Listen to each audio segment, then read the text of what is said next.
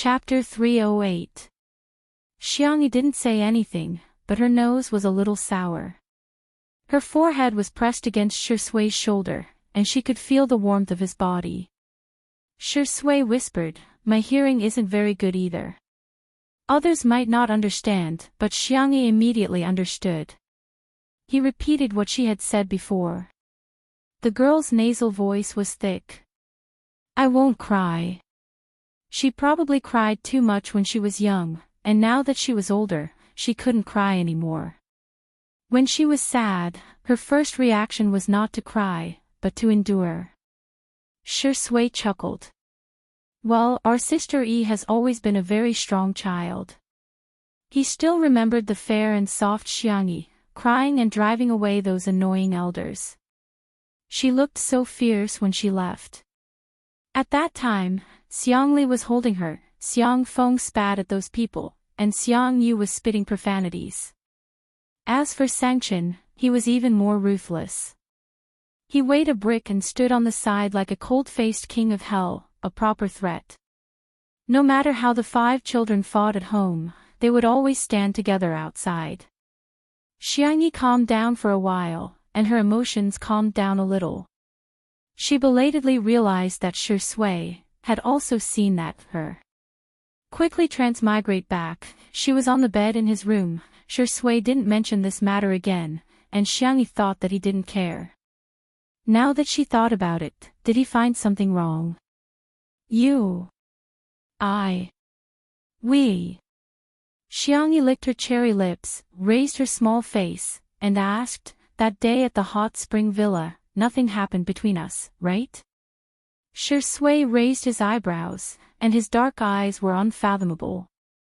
"Do you think something should have happened between us?" This involved a blind spot in her knowledge again. Xiangyi was a little embarrassed. "At that time, did I defile you?" Shui asked with a half-smile. "Ruin." Xiangyi was annoyed. It was all on Anne's fault for using such a magical word. She had such a deep impression of this word that she blurted it out. Ahem, then let me rephrase my question.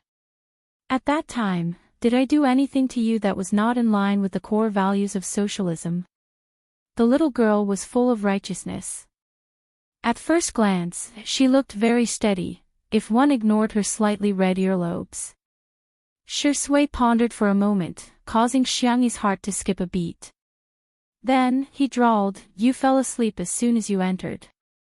That night, the room card was an accident.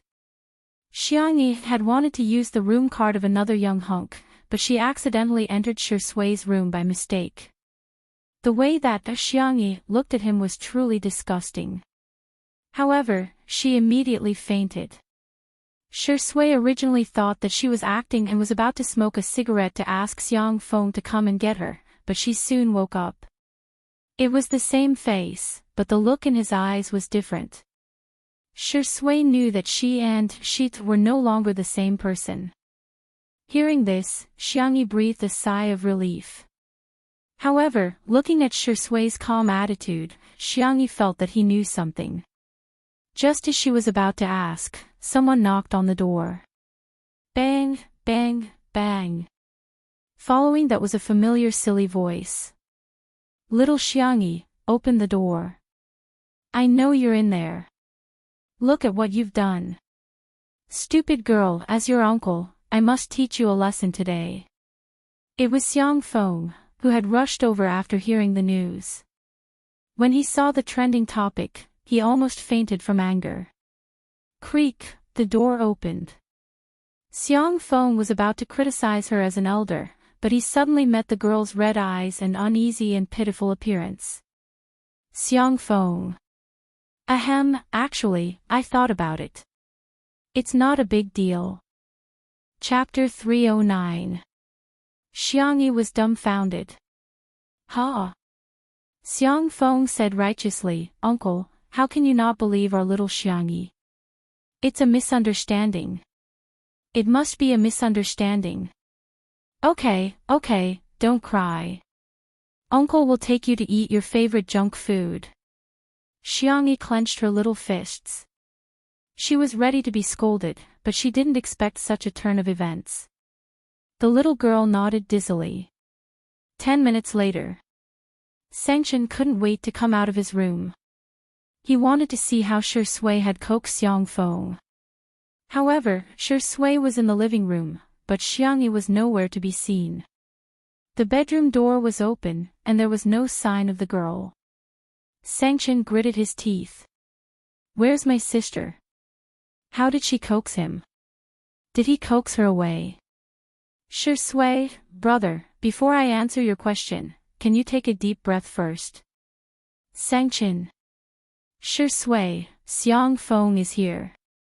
These 4 words naturally drew hatred. Sanction's eyebrows twitched violently. He took Sister Yi to eat junk food.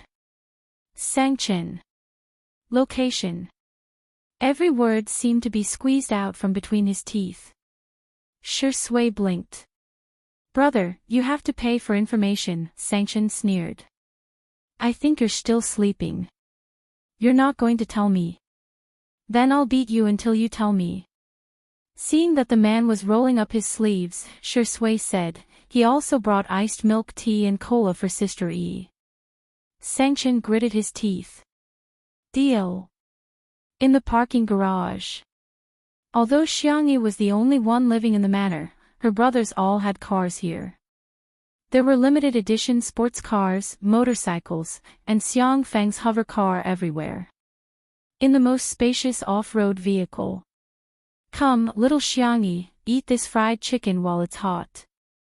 And this strawberry cheese smoothie, it's amazing. Do you want an iced cola? Do you want to try drinking from 2 straws at the same time? You'll get double the happiness. Xiang Feng was frantically promoting. He had been busy with work recently. After all, he was also a domineering CEO. It had been a long time since he last visited his little niece. It wasn't easy for her to come here. Of course, she had to bring delicious food for her niece. His original plan was to punish Xiangyi first. Society didn't punish her, but he, her biological uncle, would do it himself. Coaxing after hitting. Now, he was just skipping the step of beating him up. There was nothing wrong with rounding it up.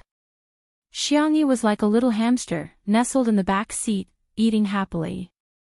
This cheap, thick, and especially rich smell of food additives and essence, it was so delicious. The girl who was calm and collected in front of outsiders let herself loose in front of her little uncle. She drank milk tea and cola, and her little legs fluttered in happiness.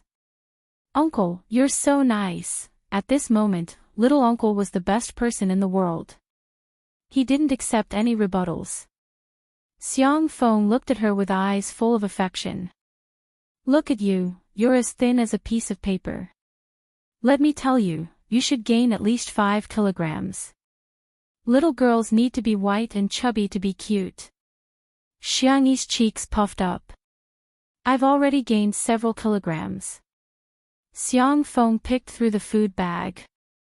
This bag is the devil's spicy strips. The last time I ate spicy food, I cried. Should I open one for you? The little girl nodded like she was pounding garlic. The next second, the car window was knocked on.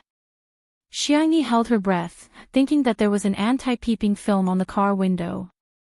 He couldn't see her, he couldn't see her. Xiang Feng was also nervous and accidentally blurted out, "There's no one in the car, there's really no one." Xiangyi, who was completely unprepared. Chapter 310. Xiang Feng made up for it. It's just me. Really? Xiangyi, she looked at her little uncle, her eyes full of pain. Her big brother's cold, demonic voice came from outside the car window. I advise the two of you not to make any futile resistance. Open the door. Xiang Feng was quick-witted. Actually, I'm in the car next door. Xiangyi, she couldn't bear to look. She really couldn't bear to look. The fried chicken in her hand didn't even taste good anymore. I'll count to 3. If you don't open the door, don't blame me for being rude. Sungshin's voice was as cold as ice. 3. Before he could count, the uncle and nephew immediately opened the door.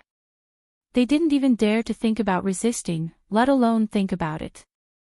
The rich, oily aroma of food filled the car. Sangshin only felt his temples twitch a few times. He crossed his arms and looked down at the scene from above. Xiangyi had fried chicken in her left hand and spicy strips in her right. It was obvious she was enjoying her meal. Xiang Feng had milk tea in his left hand and cola in his right. It was obvious he was feeding Xiangyi. Ha! Sangshin suddenly sneered. Uncle and nephew, tremble. Xiang Feng was still responsible. He trembled as he said, "It's not about little Xiangyi. I forced her to eat it." Sangshin, inverting right and wrong. That's a double crime. Xiang Feng's eyes widened. We're both adults. What's wrong with eating some snacks? Sangshin, stubborn. That's a double crime. Xiang Feng was instantly terrified. I was wrong. I really know. I apologize to you on behalf of little Xiangyi and myself. Sangshin, hypocrisy. That's a triple crime. Xiang Feng. So everything I say is wrong. You, come down. This sentence was directed at Xiang Feng. Xiangyi shrank behind him and looked at him with pleading eyes. Little uncle, don't go. Xiang Feng's eyes were filled with tears. Little Xiangyi, uncle loves you the most. Don't worry, uncle will never abandon you. We, uncle and nephew, will share riches and tribulations together. Let's share fried chicken and cola. Xiangyi was extremely touched. Her cherry lips opened and closed as if she wanted to say something. In just an instant, Xiang Feng decisively got out of the car from the other side and ran away like a wisp of smoke. The speed at which those legs moved was even faster than that of a rabbit's. If he doubled his speed, he would probably leave behind afterimages. She wondered what he had been through all these years. Xiangyi, so the love between family members will disappear, right? He turned his neck stiffly and met his eldest brother's gaze. The man's tall figure was hidden in the dim light of the garage. His legs were long and straight, and his whole body exuded a sense of oppression that had existed since he was young. He lowered his eyes, exuding a sharp and intimidating aura. Little rabbit, continue shaking. Sangshin said slowly, eat. Why aren't you eating? Fried chicken won't taste good when it's cold. Xiangyi's eyes were filled with horror. Her hand trembled and she almost dropped the fried chicken. Brother, now you know how to call me brother. What were you doing earlier? The corners of Sangshin's mouth curled downward, full of cold disdain. His irritable mood couldn't be suppressed and rose from his heart, especially when he saw the cold and spicy food. It was like a ball of fire was burning unscrupulously. His tone became harsh and cold. Xiangyi, you've really grown up. You ran away from home without a word and didn't even say goodbye when you came home. You'd rather be comforted by that dog of a man, Sure Sui, than come find me. Do you still see me as your big brother? Chapter 3:11. Xiangyi was dumbfounded. She remained motionless as she held the fried chicken and spicy sticks in her hand. A few seconds later, she gradually came to her senses. Big brother meant, she had a guess, but she wasn't sure. Sangshin kept a straight face and was about to continue lecturing her when the girl suddenly burped cutely. Xiangyi, Sangshin, indeed, carbonated drinks like cola shouldn't be drunk too much. With the hiccup interrupting, Sangshin turned his face and covered his thin lips with his hand. Xiangyi didn't know if it was her imagination, but she felt that her big brother was, secretly laughing. Ahem. Sangshin cleared his throat and said fiercely, do you know what you did wrong? Xiangyi nodded. Do you still dare to run away from home next time? Xiangyi shook her head. Sangshin was satisfied. Okay, let's eat fried chicken. Xiangyi looked at him in disbelief, thinking that she had heard wrong. Can I eat it? The girl asked timidly. Sengshen was a little confused. Was he some kind of demon king? Why was she so scared of him every time she saw him? It was understandable that his little uncle and the others were scared of him. It was normal for men to fight when they didn't like each other. However, had he ever laid a finger on his little sister since she was young? Every time, she would cry before he could scold her. He was so scared that he didn't even dare to speak loudly to her. Xiangyi took a bite of the fried chicken tentatively. Seeing that her big brother's expression was normal, she quickly took a few more bites. Sob, I can't believe I dared to eat junk food in front of big brother in my lifetime. This scene could be written into the story of how she was weak and pitiful under the control of the Xiang family's Chin.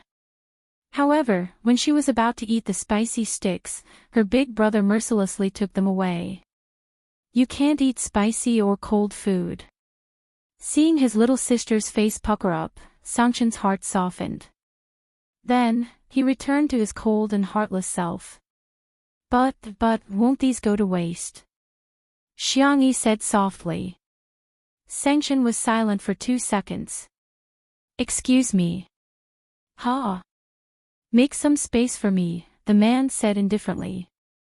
He sat down beside her and expressionlessly took a bite of the spicy strip. TSK. It was indeed trash. Xiangyi looked at him eagerly. Is it delicious? Sengshen said with disdain, it tastes awful. Xiangyi. If it's disgusting, why don't you give it to me? Why do you want to torture yourself and me? That milk tea, let's drink it at room temperature. Xiangyi. What soul would there be left in iced milk tea and iced cola if they were placed at room temperature? What are you looking at? Don't look. Sengshen felt that his tone was too rigid and serious. He lowered his voice and said, You're still acting. Don't you know that your period is coming soon? Xiangyi, *****, Big brother actually remembered this. Sengshen silently ate a few mouthfuls of the spicy strip. The more he ate, the deeper his frown became. What the hell? Was this something that humans ate? His taste buds were very sensitive. He could only taste the additives and low-quality oil. Big brother, the girl's delicate and weak voice sounded in his ears. It was small and timid. Xiangyi licked the corner of her lips. Did she really do something to you? If they didn't talk about it, it would become a knot between her and her brother for the rest of their lives. The siblings had a tacit understanding. Sengshen immediately understood who she was referring to. Thinking of that ridiculous scene, his jaw tightened. His long and narrow eyes outlined an earth-shattering coldness. Do you think I'm stupid? Do you think I can't tell who is my sister? Who is the imposter? Chapter 312. That night, Sengshen saw Xiangyi at the hospital. When he found out that his sister had been in a car accident, he pushed aside all his work and rushed to the hospital immediately. After watching over his sister for a few hours, he was a little sleepy and slept on the guest bed next to her. Later, the imposter woke up and looked at him on the edge of the bed. Sengshen opened his eyes and found that she was looking at him strangely. Sengshen didn't think much of it at first and asked in a low voice, Are you hungry? Do you want some porridge? The girl blinked and said in a sweet voice, Brother, you're so nice. Sengshen immediately sensed that something was wrong. Brother, I want you to sleep with me for a while. The girl climbed onto the bed nimbly and snuggled into the man's arms. She raised her hand and slid it to his sleeve, rubbing it ambiguously. That person was using the face of his closest sister, but she was saying the most disgusting words. Sengshen grabbed her neck. His body was covered in frost, and the coldness could crush everything. He was domineering and domineering. Where did you take my sister? The imposter's eyes widened in horror. He tightened his grip, and the imposter's face turned red. She felt suffocated, at the last moment. Rationality returned. Sanction retracted his hand, his chest heaving violently. I'll ask again. Where is my sister? The imposter realized that he wouldn't really do anything to her, so she pretended to be deaf and mute and refused to answer. Later, Sanction took her to see the best psychiatrist abroad. He, who was a firm believer in materialism, even turned to theology for help.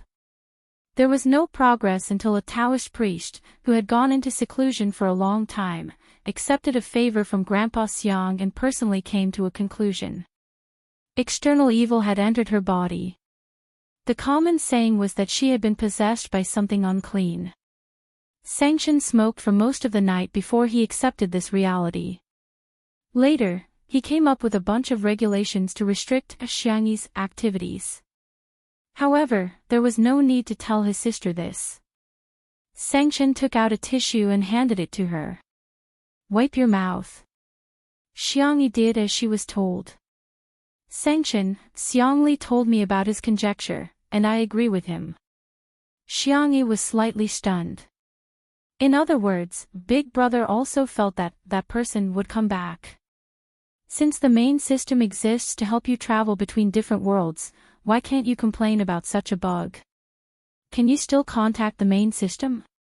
This reminded Xiangyi that she couldn't do it now, but Xiao Naofu might be able to. It seemed that it was time to pick up Xiao Naofu and bring him home.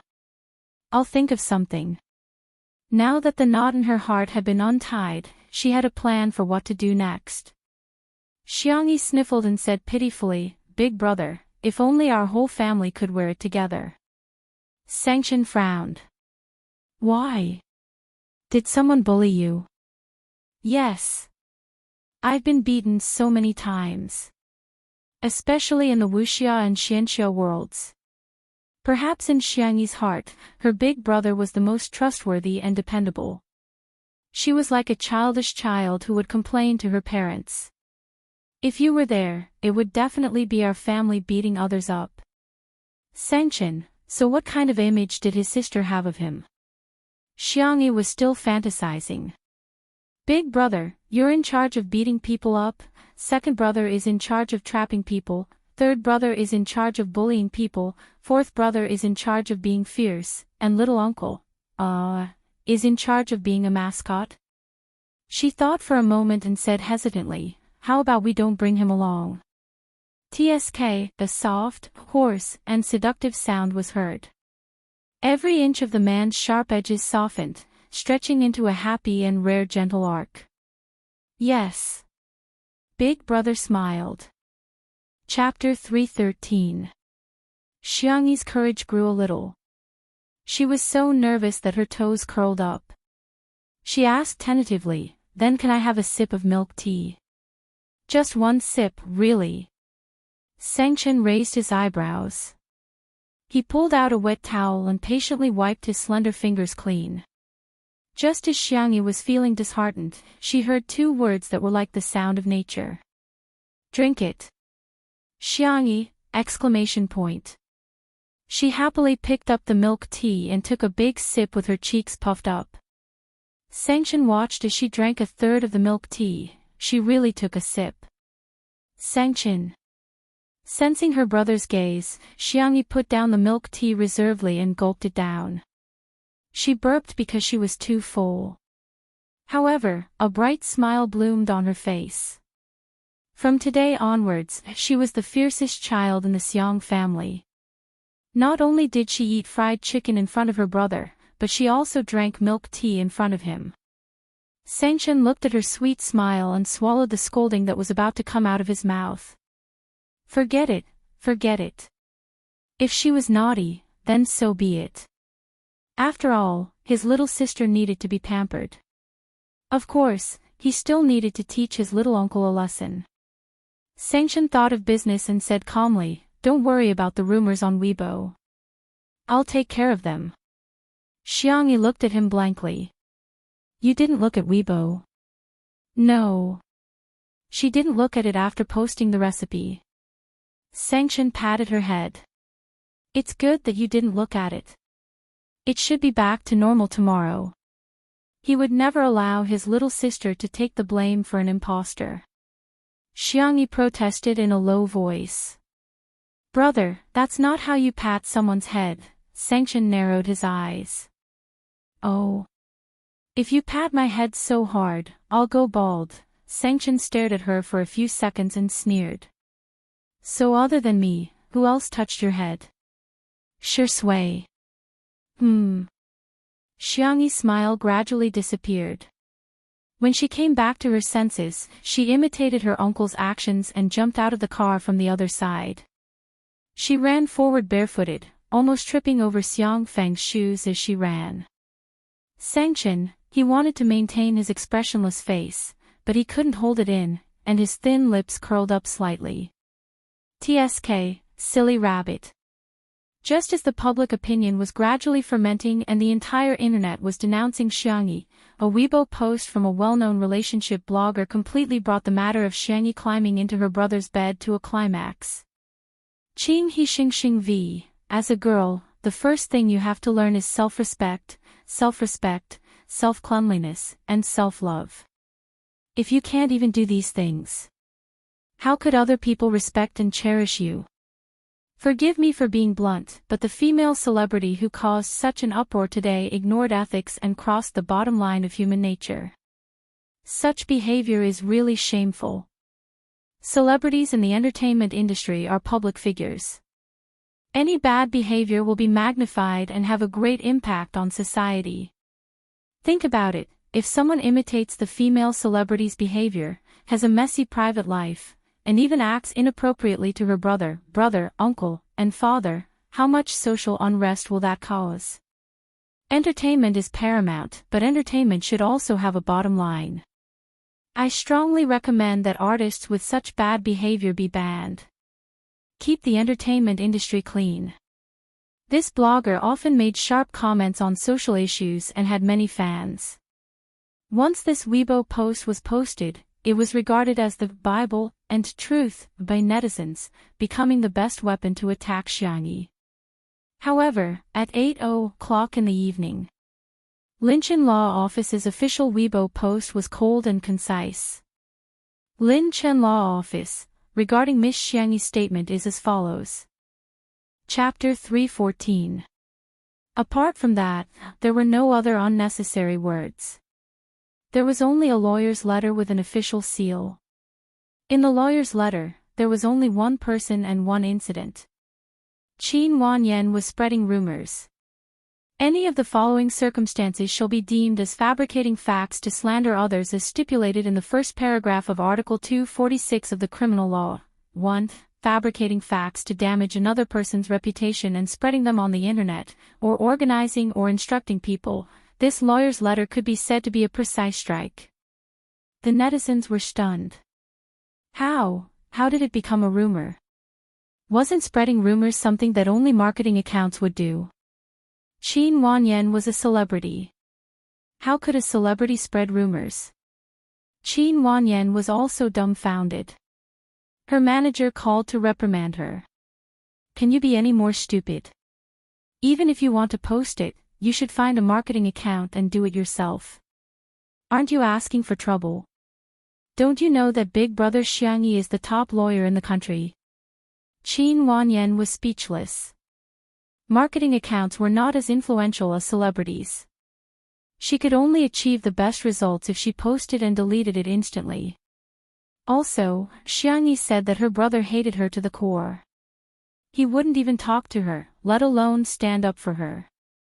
But now, why did sanction appear? He even gave her a lawyer's letter as a warning.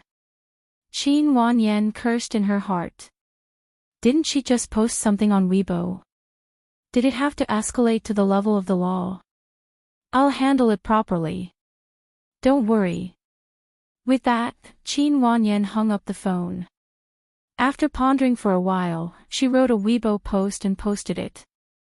Qin Wanyan v. I'm very sorry for what happened. I didn't expect my phone information to be leaked. I also didn't expect that someone would hack my account and post my chat with Xiangyi. She and I used to be good friends. Even though we're drifting apart, I still send her my blessings. After the incident, I tried to contact her to apologize, but she didn't respond to me.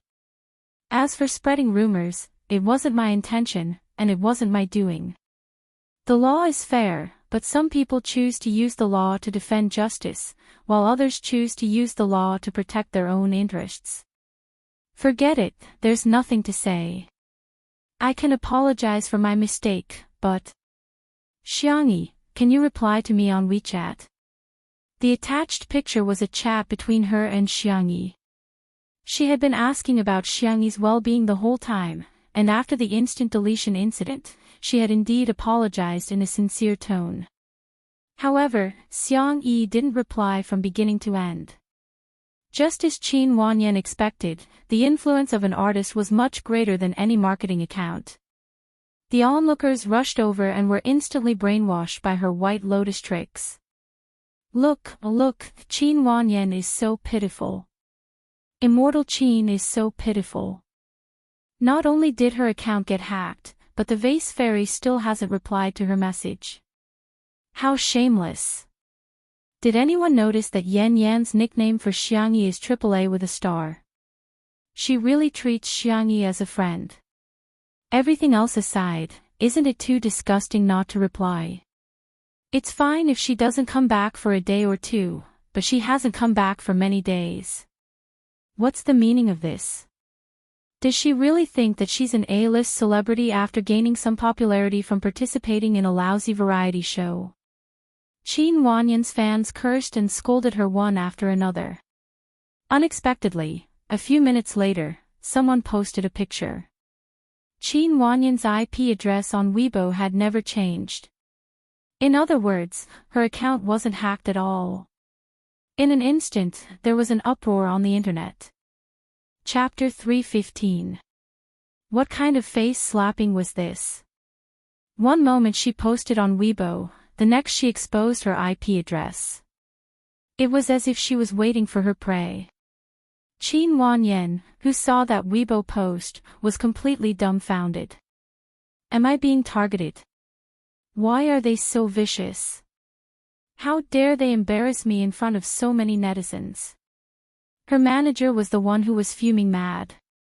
Ever since she started working with Qin Wanyan, her manager had realized that she was a troublemaker. Fortunately, her methods were very effective, and she was able to get the best resources every time. For example, she wasn't very popular at first, but she and Xiangyi had been hyped up a few times.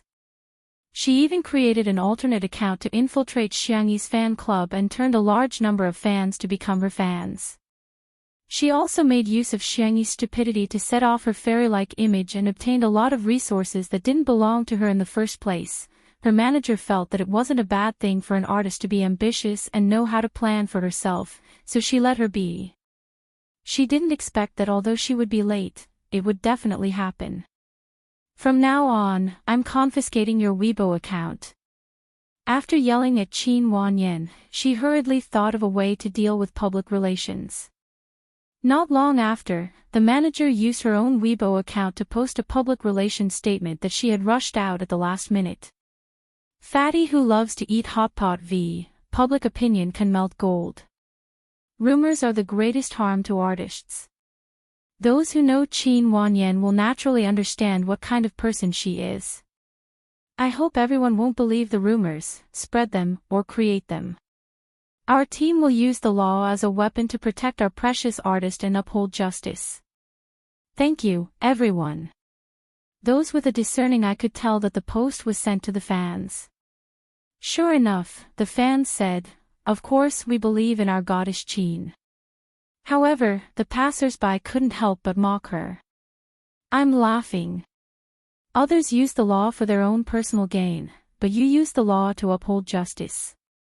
Ha ha ha ha, this is a huge double standard. You're making it sound so dignified. Why don't you send a lawyer's letter? Learn from Vase Fairy's efficiency. Do you really think lawyers are that efficient in real life? Don't compare yourself to Lynch and Law firm, that's the ceiling of the industry. Lawyer Sanction's cases can be found online. He's really a big shot. I suggest that all law students, of course, you can memorize the entire text. The wind immediately changed direction. Some people began to doubt the authenticity of Qin Wanyan's screenshots, but even more people had preconceived notions. It's just a dogfight. Qin Wanyan is a white lotus, and the vase fairy isn't anything good either. Come on, flirting with men and climbing into their beds were all exposed by the Xiang actress herself. It's not like someone put a knife to her neck and said it. Stop washing.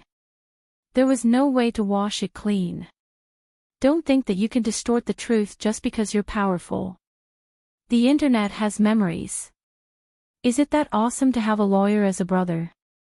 Just wait and see, the vase fairy's family will never respond again. After all, this is considered a scandal of a wealthy family. Who in high society would be so shameless? The next second, someone exclaimed, "Holy sh*t."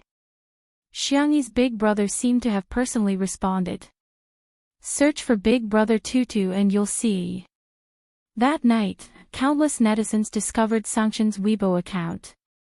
Tutu's Big Brother V, all the incidents are complications of amnesia. Our little bunny lost her memory after a car accident 376 days ago. Attached are the hospital records and the diagnosis of the psychiatrist and psychiatrist, as well as a comparison video of her before and after she lost her memory. Chapter 316. Netizens, huh? Amnesia. Nowadays, everyone received a large number of pieces of information every day. Weibo's trending topics changed many times a day. Sometimes, netizens would even forget what they had seen. However, there were still those with good memories. They quickly explained to everyone that Dr. Xiangli once said that Xiangyi had amnesia for a year. Everyone came to a sudden realization. So, all the clues had been linked together. They clicked on the pictures. Sanction's pictures were just like him, logical, cold, and concise. Medical records, diagnoses, and screenshots of the hospital or the psychological clinic. Some were in Chinese, some were in foreign languages, and some were in electronic files. Every picture was taken with the time, which couldn't be faked. These could be said to be irrefutable evidence. Seeing these pictures, many netizens realized that they had been played like monkeys, and even used as a tool. Some impulsive ones had already rushed to Qin Wanyan's Weibo to start Zuan mode. There were also some who clicked on the second Weibo post, which was the surveillance video that Sanction had posted. At the beginning of the video, there was a warm scene. It looked like a family dinner. The eldest brother was Sanction, the second brother Xiangli, the third brother Xiangqi, the fourth brother Xiangyu, and a simple-looking man who didn't look very smart. The whole family was good-looking. Xiangyi in the video had slightly rounder cheeks than she was now. She was wearing a lovely cotton dress, and her hair was draped over her shoulders. She smiled very gently. "Little Xiangyi, happy birthday. This is a gift from your uncle." The simple-looking man was the first to take out a gift box. "This is a lifetime VIP card for your favorite ice cream brand." In the next second, all four brothers looked at him with murderous gazes. Sanction snorted coldly. Seeing that it was his sister's birthday, he didn't argue with him. The second to present a gift was Xiangyu. Sister, this is a game console I'm giving you. It's a limited edition. We can play games together in the future." Then came Xiangqi, who said in a disdainful tone, "Your dress is too old-fashioned. Here, wear the new dress I made for you. I've embroidered many little flowers for you." Then, it was Xiang Li's turn. The man pushed his glasses and said gently, "Recently, I wrote a new artificial intelligence program. It's quite useful for checking recipes and matching nutritional information. I installed it in this stereo." The last one was Sanction. The man's face was cold and his eyes were sharp. He threw a folded piece of white paper over in a domineering manner. Write whatever you want. The others.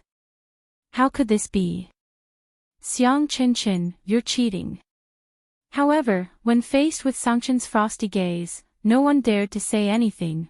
All right, it's time to blow out the candles. Little Xiangyi, quickly make a wish.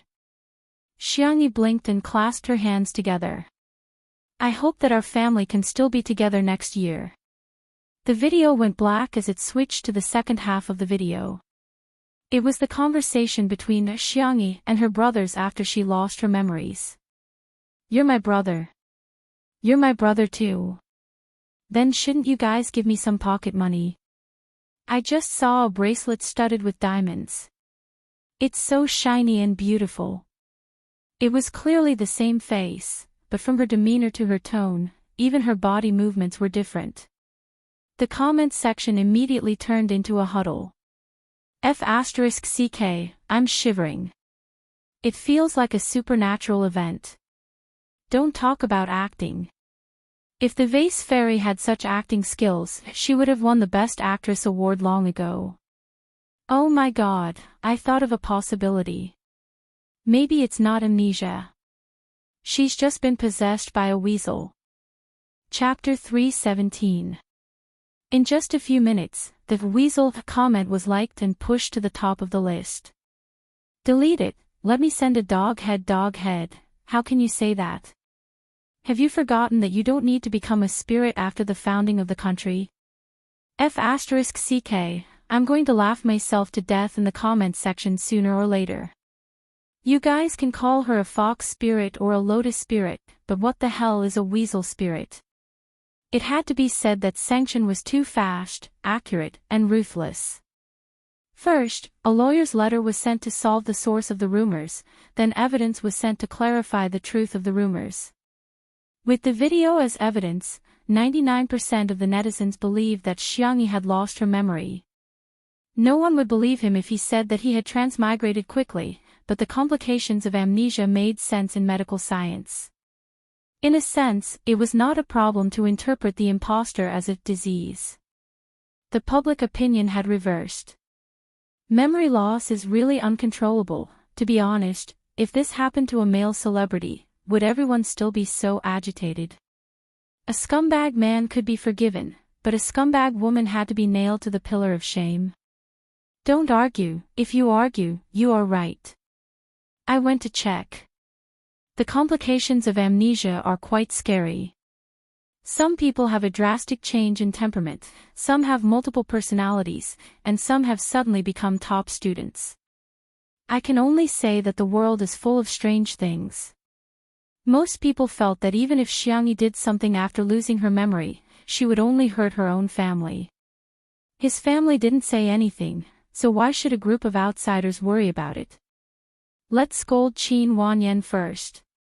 In no time at all, Qin Wanyan's Weibo received more than 100,000 comments. This was the highest number of comments she'd ever received. Annual White Lotus Award winner, Qin Wanyan, is it fun to treat us like idiots? Shameless. What kind of good sister are you? Do you feel good stabbing people? Qin Wanyan's manager knew how to operate the fandom very well. From time to time, she would abuse her fans. She also implemented strict management of her fans. Not only was her fighting power amazing, but she was also extremely loyal. The fans were not convinced. They grabbed onto Xiangyi's remaining flaws and scolded, then no matter what our immortal Qin did wrong, Xiangyi should have replied to the message. Then, everyone realized that Shui had updated her status. Shui V, Sister Yi's account was registered a year after she lost her memory. She hasn't used it since she recovered. Qin Wanyan's fans were speechless. It wasn't that he didn't want to reply, but that he didn't even use this account. If they were really good friends, how could Qin Wanyan not know about this? If she knew about it and still sent messages to the air every day, wouldn't she be a self-directed actor? The enraged netizens posted tens of thousands of comments, and even killed Qin Wanyan's account. Her fans were as quiet as chickens, and not many people responded to the big fans' calls for a fight. While the netizens were venting their frustrations on Qin Wanyan's Weibo, there were two groups of people who were very unique. This wave was made up of Xiangyi's new sister-in-law fans. They were mainly gathered under Sangchen's Weibo post about the family gathering. Sorry, I've already registered my marriage with my husband Tutu, bah. My child with Chin Chin is already 3 years old. Ah, I announced that I'm now Xiangyi's sister-in-law fan. I'm a big sister-in-law, second sister-in-law, third sister-in-law, and fourth sister-in-law. The other wave was naturally made up of Microscope Girl, Ace Picker, and Untimely Couple fans. Chapter 318. These fans naturally gathered under Shi Sui's Weibo account. I'm screaming like a groundhog every day. Shi Sui is so spoiled. He stared at his wife like a maniac during the live stream, and now he's protecting his wife like a maniac after the live stream. I'm going to faint from all the kowtowing. First, he took the lead to say that they're a couple. Then, he defended Sister E on Weibo. Shi Sui's Sister E, lock him up. In my imagination, they're already married with 2 children. Thank you. The most exciting thing for the couple's fans was a wave of unexpected sweets. Shi Sui and Xiangyi were featured on the cover of My Style, which was a set of 9 grid photos that attracted countless fans. Shi Sui was dressed in a black retro suit and had a rare seductive look on his face. However, he managed to hold his charm well. The solo photos included the scene of him biting a petal, the elegant and noble moment when he cut the steak, and the extremely invasive close-up of his gaze under the candlelight. The Shi Sui sisters were at the forefront. Shi Sui is so handsome that he's like a shark. This man is so good at taking photos. He's the most demonic vampire in history. I'm at the scene. I'm that petal. Shi Sui's kiss is so domineering. I'm so shy. Xiangyi was dressed in a gorgeous cream yellow dress. Her makeup was clear, and her eyes were clean. She looked exactly like the princess on the run that was trending on the internet recently. The solo photos included a close-up of her smile, a moment of her holding the hem of her dress while strolling in the forest, and a fairy tale-like scene of a deer kissing her fingertips. Xiangyi's fans immediately came forward to report. Wow, Sister E is such a peerless fairy. E, Mommy loves you. You look so obedient when you're feeding the deer. E. Mommy forbids you from showing your collarbone. Cover it up. Your old mother is so worried. However, the most popular photo was the cover of the couple. The first photo was of the noble-like vampire and the innocent the little princess looking at each other for the first time in the forest. In the second photo, the scene was changed to the castle. Shi Sui was holding the back of Xiangyi's head and was about to kiss her. The third picture was a reflection in the mirror. His slender and well-defined large hand was intertwined with her slender and milky white hand, and their fingers were tightly intertwined. The comments section exploded. Not only were the fans stunned, even the passers-by were stunned. I don't care. Wedding photos. This is the wedding photo. Mom, I'm serious. Untimely super. Level. Sweet. Why are you holding hands? Do you think I'm lacking in traffic? Kiss. Give me a kiss. Shuringdi, can you do it?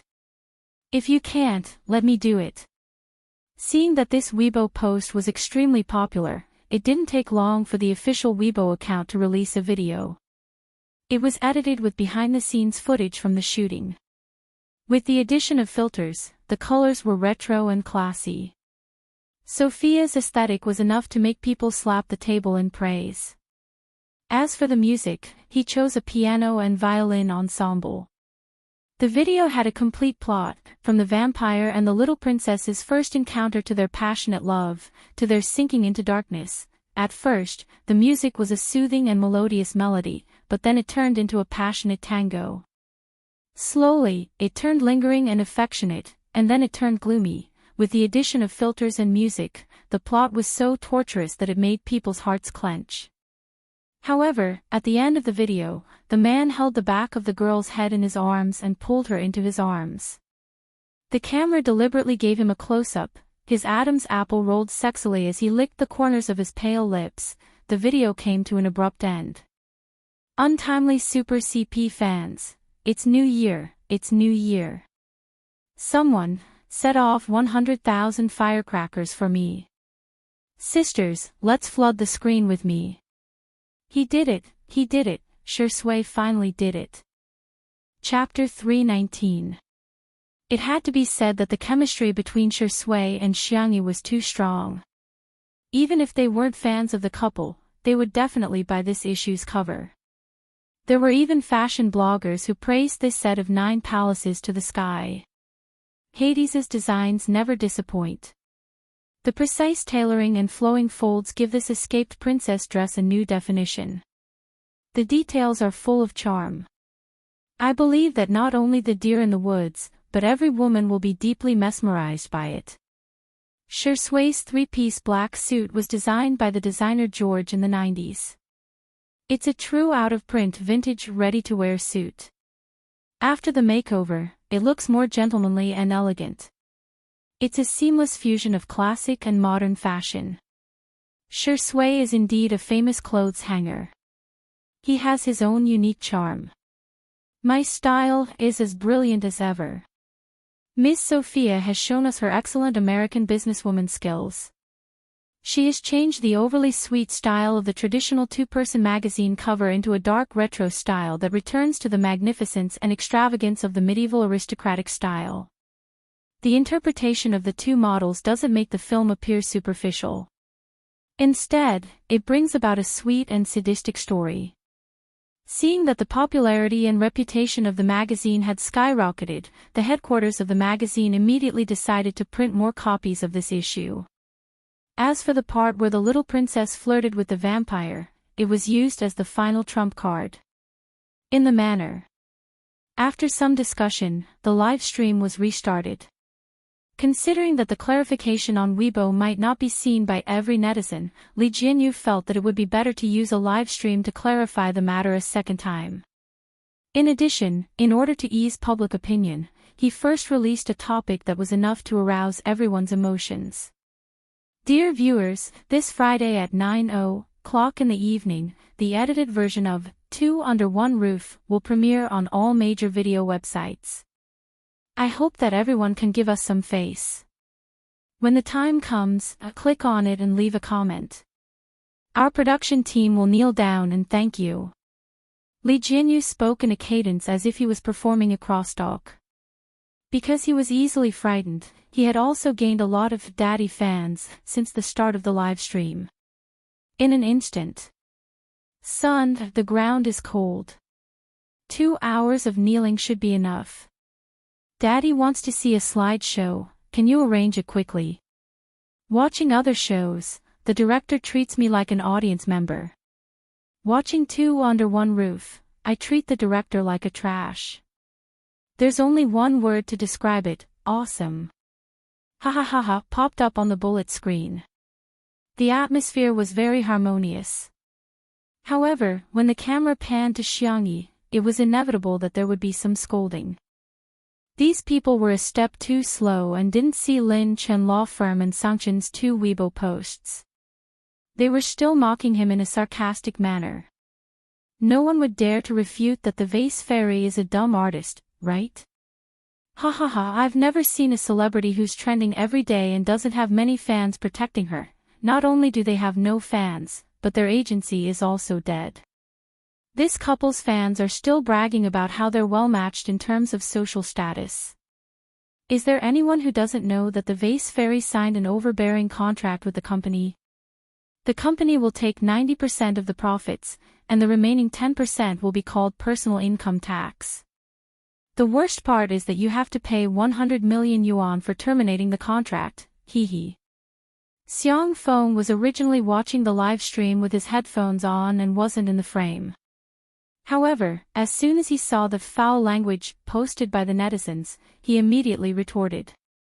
After a few words, Xiang Feng received a notification: frowny face, your account has been banned. Xiang Feng.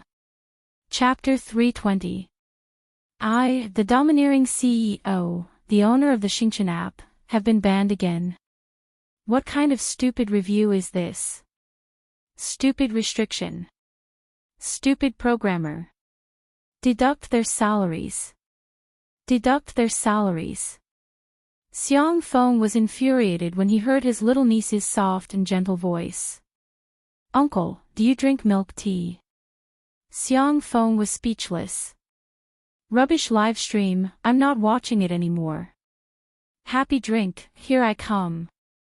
After Xiangyi adjusted her mood, she began to prepare the milk tea. The Xiang family had a sweet taste, especially her uncle, who loved sweets the most. Xiangyi had prepared all kinds of ingredients in advance. After the live stream began, she simply boiled the milk tea in a small pot and explained the process while cooking. Shi Sui and Sanchen remained silent most of the time, occasionally speaking up to support her. The girl's tone was gentle and her movements were also unhurried, which was pleasing to the eye. First, she boiled the black tea until it was bright orange-red. Then, she poured it into a container prepared by the side and filtered the tea leaves. Then, she boiled the milk until it was warm and melted a few pieces of rock sugar. Xiangyi stirred and said, my brother and Shi Sui don't like things that are too sweet, so the milk tea I made isn't very sweet. The ingredients are a bit sweeter, so if you want to have a sweet taste, you can add more ingredients. In Two Under One Roof, Xiangyi's presence was actually very insignificant apart from her cooking. She always seemed aloof from worldly affairs. She wouldn't steal the limelight, nor would she compete with the guests for anything. However, such a personality was both good and bad. Without a presence, it often gave people the impression that she was easy to bully. This was also one of the reasons why so many anti-fans were unscrupulously criticizing her. Many netizens suddenly realized that Xiangyi seemed to have spoken the most tonight while cooking the milk tea. This also allowed more people to recognize her. Just listening to her speak made them feel inexplicably healed. Li Jinyu promptly cued her. Sister E, some viewers are asking if you bought the ingredients or made them yourself. These? Xiangyi raised her hand and pointed at the ingredients section. She had prepared a sumptuous meal, including pudding, taro balls, mashed taro, roasted immortal grass, red beans, oats, purple rice. Of course, there was also the soul of milk tea, pearls. I just did it casually. The method is actually very simple. Take pearls for example. Boil brown sugar and water, pour it into tapioca starch, and stir it into a ball like kneading dough. Then, roll it into a small ball and cook it slowly. The method of making taro balls is to steam sweet potatoes until they are cooked, press them into a paste, and then add an appropriate amount of sweet potato powder. The netizens in the live stream, I've already recorded it. I want to cook it too. My brain can learn as soon as it's learned, my hands can't do as soon as it's done. Boo-hoo, Xiangyi is actually so gentle. I like listening to her speak so much, it's so comfortable. Pretty sister, please turn on your mic more in the future. I like it even if you tell me the recipe. Li Jinyu sighed with emotion as he watched Xiangyi introduce the milk tea snacks to the audience, and the audience's favorable impression of her increased. Live streaming was a double-edged sword.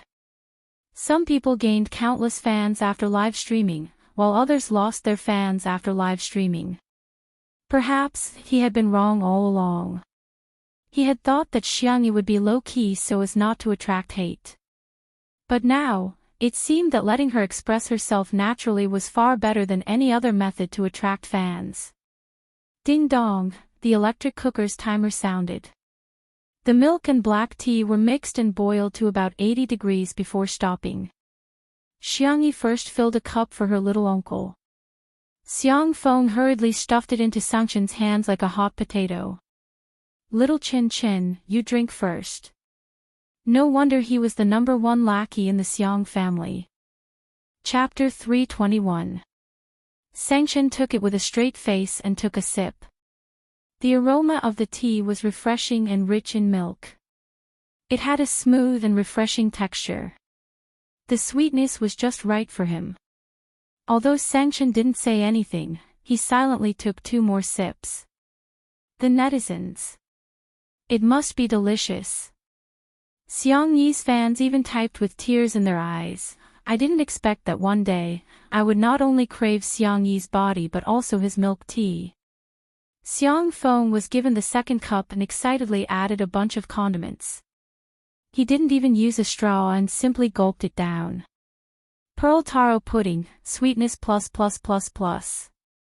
It feels so good. He looked at Shi Sui provocatively, thinking to himself, finally, there's someone behind me. My little niece scooped it for me first. In the next second, Shi Sui smiled slightly and raised his hand to add some condiments for himself. However, his hand suddenly trembled and the spoon fell into the bowl.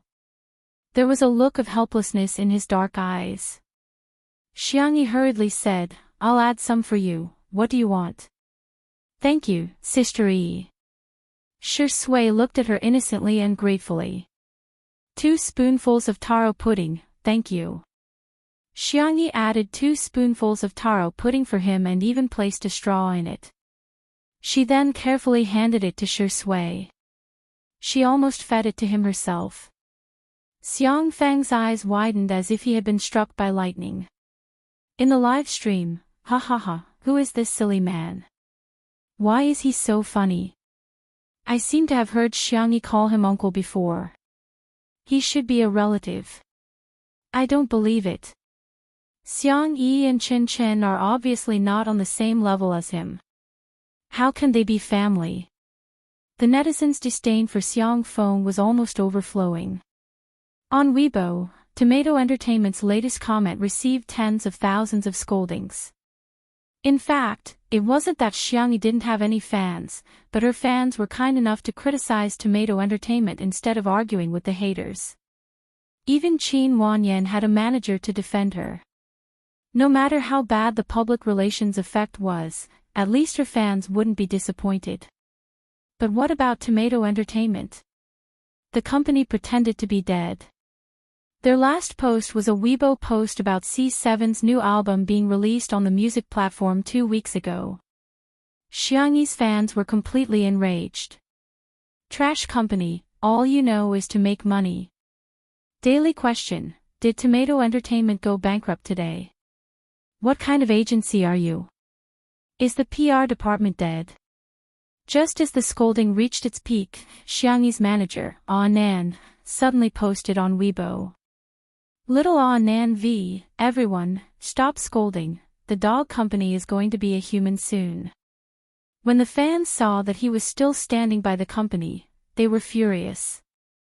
I think you don't want to be a human anymore, as Xiangyi's manager, what have you done? The next second. Tomato Entertainment's official Weibo account, which had been dead for a long time, finally came back to life. Tomato Entertainment V, 10 minutes ago, our company and Xingchen Entertainment have completed all the procedures. Now, the company's business and artists are all under Xingchen Entertainment. Our company will be starting a business restructuring today. The legal person of the new company is Xiangyi V. Hello, President Yi. Please take care of us in the future. All the fans were dumbfounded. They were dumbfounded. How did our sister Yi become President Yi? In the live stream, Xiang Feng received a notification from his assistant, telling Sister Yi that the acquisition of the company had been completed. Xiang Yi was stunned. Seeing this, Xiang Feng was furious. What's with your expression? Is it that difficult to acquire a company? Your uncle is a domineering CEO. Chapter 322. Uncle, you've acquired my management company. The girl snapped back to reality and looked at Xiang Feng in disbelief. Xiang Chen glanced at him. She couldn't be bothered to diss him for being so inefficient. Xiang Feng put his hands on his hips and said arrogantly, I've also registered your name as the legal representative. From now on, you'll be your own boss. In the live stream, some netizens stubbornly refused to believe it and ridiculed. I'm dying of laughter. Do you know how much it costs to acquire a company? Tomato Entertainment may be a small company, but it's worth at least a few billion yuan. How can you buy it just like that? You're bragging to the heavens. The netizens who had already learned about the new drama on Weibo retorted, you're not convinced? Keep it to yourself. Our sister Yi is fair, rich, and beautiful. She has her brother to protect her and her uncle to dote on her. That's how domineering she is. The live stream was in an uproar, and some netizens who claimed to be professionals stepped forward to say frowny face this financial practitioner is laughing.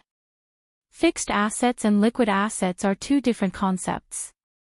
Billionaires don't mean that they can casually take out 100 million yuan in cash. This silly guy said that he wanted to buy a company worth a few billion yuan. Does he mean that he has at least billions or even tens of billions of yuan in assets? This comment garnered the approval of many people. Exactly, how can such a silly guy be a domineering CEO? If Sanction said it, it would be more believable, but since it was Xiang Feng, no one believed it. Just as this small group of haters thought that they had grasped the truth, and were ridiculing Xiangyi in the live stream, Xiangyi's fans, who had been quietly waiting for them for a long time, finally unhurriedly moved the Weibo post from Tomato Entertainment over. Tomato Entertainment, 10 minutes ago, our company has, the haters. The haters. TSK. That silly guy is actually a domineering CEO. That was already frustrating enough. However, Xiangyi's fans had become mischievous at some point. They deliberately popped up at this moment to mock. Congratulations to our sister Yi for turning from a social animal to a boss. Xiang Yi, it's impossible for her to work, she can only be a domineering CEO. I want to shout, little uncle is awesome. Okay, after yelling, he was still so naive. Using a spoon to scrape the pearls and immortal roasting grass that can't be sucked up from the bottom of the cup is so realistic. All the trolls. Damn it, we've always been the ones angering others. I didn't expect to be angered today. On the sofa, Shui, who had been sitting beside Xiangyi and drinking milk tea obediently, suddenly asked, Sister Yi, are you going to work hard to sign artists and start your career in the future? Everyone knew that Shui's contract with Xingchen Entertainment was about to expire. Xiang Feng was confused. You're trying to jump ship right in front of me, the overbearing CEO. Xiangyi was a little embarrassed. I don't think anyone wants to sign with my company. She knew a little about management and had practiced in the world of transmigration. However, it wasn't easy to sign an outstanding artist. The trolls caught their breath and typed angrily, at least you have some self-awareness. At this moment, the sound of an argument suddenly came from outside the living room. We came first, we want to see sister first. I won't let you. You can choose whether you want to fight one-on-one or gang up on her. The live stream, Why do I feel like it's Chen Azai from C7? Isn't this C7 boy group a ready-made artist? All the trolls, I'm so angry. Chapter 323. Xiangyi's eyelashes fluttered as she stood up. We have guests, I'll go take a look. The cameraman followed closely behind her. The girl opened the door, and the cameraman happened to capture the scene outside. Sure enough, it was the 7 members of C7. The group's top celebrity, Jiang Qin, was arguing childishly with someone. Standing opposite him was the ruffian from Mingxi Boys High School a few days ago, Rong Huai. Can't you be reasonable? Jiang Qin clenched his fists in anger. Ronghua still had a crew cut, and he shook his legs arrogantly. I already said that you can choose whether it's a one-on-one or a group fight. I'm not even afraid, so what are you afraid of? Trash. Before he could say the word trash, he noticed Xiangyi smiling behind the door and changed his words. Spicy chicken tastes good. Jiang Qin, do you have? Are you crazy? His captain, Shen Xiai, blocked his words with his hand. Shen Xiai was the standard pretty boy, and he flashed a clean smile at Xiangyi. Hello, sister. Ahem, Jiang Chen wanted to say, do you have any Sichuan restaurants to recommend? Jiang Chen's ears turned red. He didn't expect his sister to see him arguing with someone. Boo-hoo, he would definitely be hated. Ronghua was also a little uncomfortable. He whistled and pretended to be calm, but his eyes kept sneaking glances at Xiangyi, revealing a guilty conscience. Unexpectedly, when Xiangyi opened her mouth, her tone was still gentle and soft. I made milk tea, do you want to drink it? Ronghua was the first to speak. Yes, yes, yes. C7, me too. The two sides exchanged glances, and their swords were drawn. Xiangyi said helplessly, everyone has a share. Come in first. Ronghua was tall, strong, and experienced in fighting. He pushed Jiang Qin and the others aside and was the first to enter the living room. C7. Ah, we were too careless. He actually beat us to it. However, even if we can't beat this troublesome brat, can we not beat our own members? Thus, the 7 of them squeezed together at the door to see who would enter first. If not for Xiangyi coming over to persuade them, they would probably have fought. It could be said that this group of souls were like plastic. Because there were too many people, the sofa could not accommodate all of them, so the younger brothers all sat on the floor. Sitting on the sofa, Xiang Feng, Sangchen, and Xiang Feng looked down at everyone. Xiang Feng was envious. If I were 10 years younger, my skin would be as good. Sangchen, ha. Shi Sui chuckled. Humph, do you two think you're any better? You're still an old man who's nearing his 30s like me. Sangchen, Shi Sui, the whole living room was shrouded in a gloomy atmosphere. The younger brothers were shivering. Even Ronghua moved closer to Jiang Qin. Jiang Qin wanted to protest, but Ronghua gave him a stare. What are you looking at? If you keep looking, I'll beat you up. He was so fierce. However, when they huddled together, they didn't seem to be that scared anymore.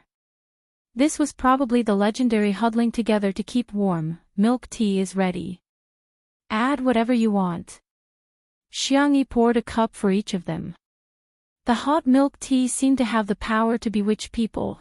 The netizens in the stream wanted to cry but had no tears.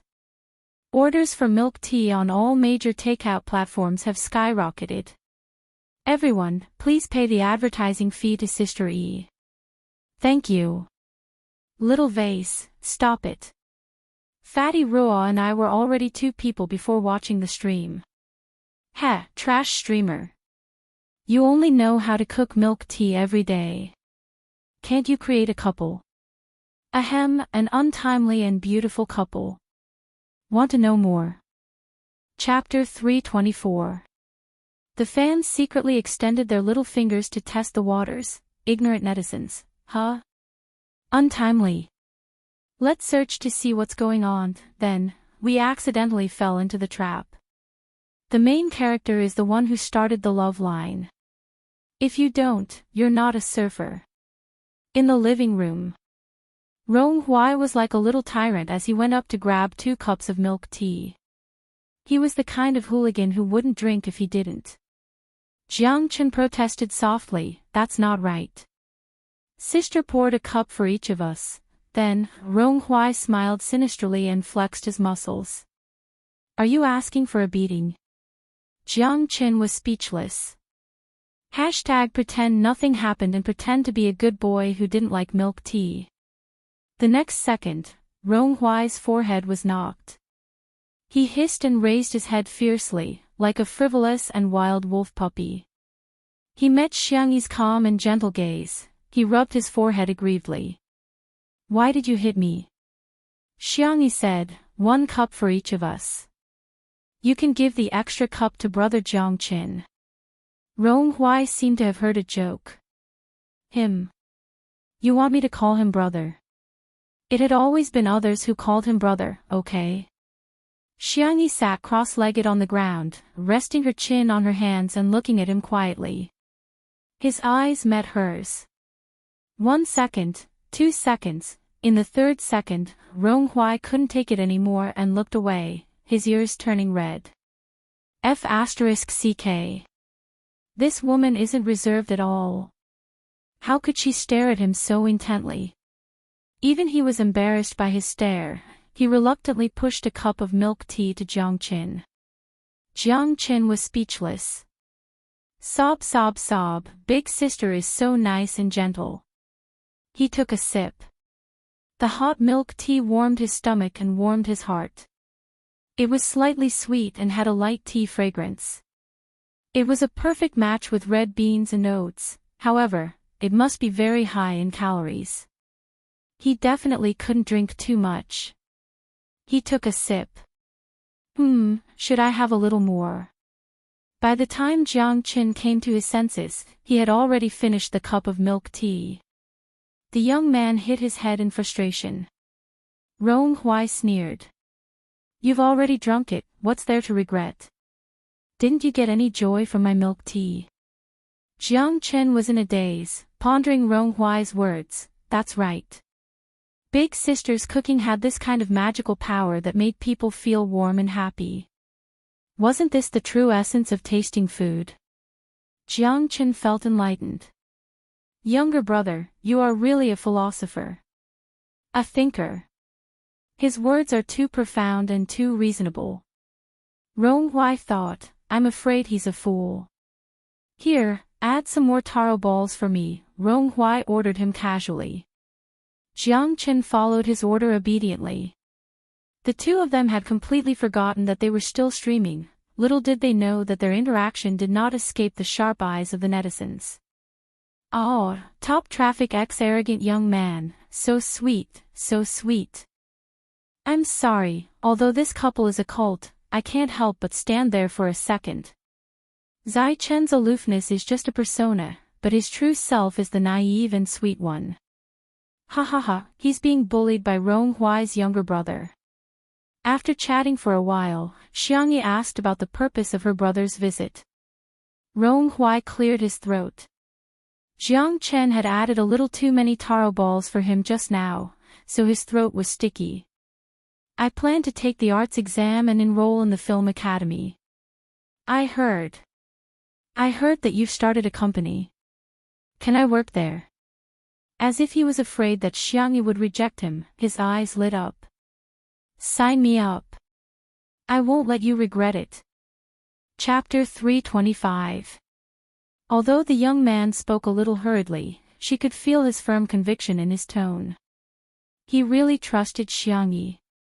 Even though she knew that it was childish, she still couldn't help but be influenced by his passion. Xiangyi adjusted her sitting posture and sat upright. She did not look down on Ronghuai because of his young age.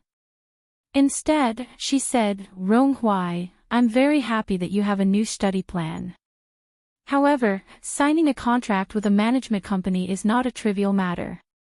I hope you can seriously consider it for a while." Ronghuai panicked. "Hey, do you despise me?" Xiangyi said gently, "No, I'm just standing from an objective point of view. You're still underage and legally, She looked at her brother for help. Sanction crossed his long legs and said indifferently, "A person without civil capacity usually refers to a minor under the age of 8 or a minor who can recognize his own behavior." Ronghuai gritted his teeth and stared at Xiangyi with his dark eyes. There was a mix of anger and grievance in his eyes. "Sister, I know what I'm doing." He pulled out a crumpled piece of paper from his pocket, which seemed to have been torn from a notebook. He then placed it in front of Xiangyi with a sullen face. She unfolded it and saw that the word contract was written on the top. His signature was written on the bottom right corner. The handwriting was crooked, and it was even uglier than a dog's crawl. In the live stream, F***CK, sand got into my eyes.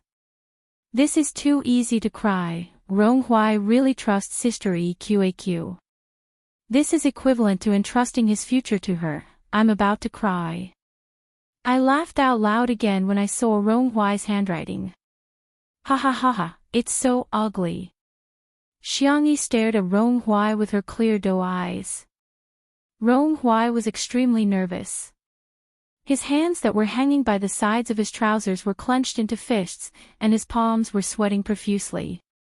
He was afraid that Xiangyi would criticize him indiscriminately like his parents. He was even more afraid that Xiangyi would reject him. However, Xiangyi said, Ronghui, thank you for believing in me. The young man was stunned. I'll accept this contract, but I think we should both have the opportunity to choose, right? You chose me. Similarly, if you get into the film academy, I will sign you. During this period, both of us have the right to go back on our words. What do you think? From the beginning to the end, she was gentle and soft. She didn't tell him what to do with his life, but he was given a choice. Ronghui's Adam's apple bobbed slightly, as if he had just drunk a sports drink and was about to play a game. Okay, I promise you. We'll choose both sides. He hurriedly added, you can't go back on your word. Otherwise I. Ronghui thought for a long while, but he still couldn't think of any powerful threats. He laid his eyes on Jiang Qin and strangled him from behind. I'll beat him up. Jiang Qin, who had been innocently implicated, was speechless. Xiangyi was amused by him. You're too shameless. The live stream was also filled with ha ha ha. Hostage Jiang Qin raised his hand, indicating that he was going to speak. Ronghui loosened his grip a little. Jiang Qin said, Elder sister. I've signed with Tomato Entertainment for 5 years. Do you want to sign with me for a few more years? Shen Xiai said, 5 years is nothing. Elder sister, my contract is very long. I've signed for 10 years. The other said. Elder sister, renew my contract. I'm cheaper. I can do it too, elder sister. Pick me, pick me. The netizens were speechless. What? Little brothers, is there anyone who would fight to sign a slave contract like you? Chapter 326. Xiangyi felt like laughing. These kids were really, she couldn't turn them down. There's no rush to renew the contract, but I promise to hire professionals to help you plan your career path. The C7 boys nodded repeatedly. Jiang Chen nudged Ronghui with his shoulder, unable to hide his smugness. We're pretty much guaranteed jobs in sister's company. Keep it up, brother. If you can't get into the film academy, sister won't sign you. Ronghui gritted his teeth. Are you asking for a beating? Xiangyi, kids, don't fight. Li Jianyu, Huawei, watch your words. Be careful not to get our live stream banned. Ronghui. How infuriating, but he still had to pretend to be obedient in front of sister. The netizens in the live stream were filled with emotions. I've seen people fighting to terminate their contracts, but I've never seen people fighting to renew their contracts. They were obviously tricked into signing the contract by the company, but now they're bragging about it. The boys are so cute and pitiful. I'm tearing up. I've always felt bad for the boys signing with this unscrupulous company, but now I see a glimmer of hope. I hope Xiangyi doesn't let them down. Someone else got the main point. Ha ha ha, look at Shui's expression, isn't it a little subtle? Countless eyes were focused on Shui's face on the screen. The man leaned lazily on the sofa, his gold-rimmed glasses resting on the bridge of his nose. His eyebrows were lowered, and his long eyelashes cast a faint shadow on his fair skin. Xiangyi inexplicably felt a chill on the back of her neck. She turned around and met Shui's gaze. She was puzzled. "Ha?" Shui said faintly, "Does Sister E hate me?" Xiangyi was dumbfounded. "No, then why didn't you sign me, you?" Sister E, do you think I'm too expensive? Then I can make it cheaper." Shui's voice was deep, and after deliberately lowering it, it sounded a little hoarse. "Or does Sister E think I can't work for you if you sign me?" His tone was weak, helpless, and pitiful. Those who heard it were heartbroken and those who heard it shed tears. The girl was at a loss. "That's not what I meant. I thought you were joking." After all, Shui was signed by his uncle's company. Moreover, his uncle was very kind to him and opened a personal studio for him. The basic work was up to his mood. In other words, Shui was now no different from a free man. Why would a normal person be willing to sign with another company and put shackles on themselves? It was illogical. The netizens in the live stream were shocked. F***ck. Was I hallucinating? Shuringdi is actually begging to work. Si Chuanbai, great manager C, do you know that your artist is lovesick? Domineering female CEO X best actor of the entertainment industry. Sisters, I can do it again. It's fine if the younger brothers are fighting to sign the contract, but Shuringdi, he's basically selling his looks, his skills, and his body. Shui pushed up his glasses and looked at Xiangyi with his deep eyes. He sounded a little aggrieved. "I'm not joking with you." Xiang Feng said weakly, "Shui, I'm your boss." "Hey, did you hear me? I'm your boss." Xiangyi said in a daze, "Then, sign it. Anyway, one more person wouldn't make much of a difference." Xiang Feng's world collapsed. "Little Xiangyi, he jumped ship in front of me, and you're trying to poach him in front of me. Do you still have any respect for me?" Chapter 327. Shui crossed her arms. "Are you a black-hearted boss?" Xiang Feng subconsciously denied, "Of course not." "Then what's the problem with employees moving freely?" Shui looked at Sanction and blinked. "Or is it that the law forbids employees from jumping ship?" Sanction, although he hated this dog of a man, he still owed him a favor just now. Sanction said expressionlessly, "There's no such rule in the labor law." Shui shrugged and spread her hands. "So what's wrong with me jumping ship to Sister Yi's company?" Xiang Feng was confused and his eyes were in a trance. The netizens in the live stream, "Ha ha ha ha, there's nothing wrong with that. Keep the goodies within the family, we're all family." Dog head, family is a wonderful description. Is it Xiangyi and Xiang Feng's family, or is it Shui and Xiangyi's family? Hee hee. Ah ha ha ha, why can you send a voice message? I can hear your demonic laughter just by looking at the text. Until the end of the live stream, countless netizens were still discussing it with relish. There were also many posts on the Melon forum, and some netizens had taken a screenshot of Xiangyi's photo and photoshopped it with a peach blossom pattern. Title of the post, "Let's all freeload off Xiang Yi's luck with the opposite sex." Text of the post, "First of all, I was a fan of Sister Yi's looks when I first watched the live stream, but now I'm a genuine fan of hers. Haha, after some statistics, Sister Yi is really attractive, not derogatory. First, it was the cute little brother Yan Nai, then the boys from Mingxi Boys High School. I strongly pick Rong Huai. The high school boys are so cute. Go!"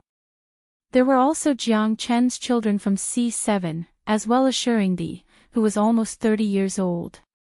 In terms of looks, Sister E is a great beauty, but the wonderful thing is that her eyebrows are youthful, round, and not aggressive. Simply put, she has the kind of looks that are popular with elders. Both boys and girls will feel comfortable looking at her. Of course, Sister Yi's personality is also very good.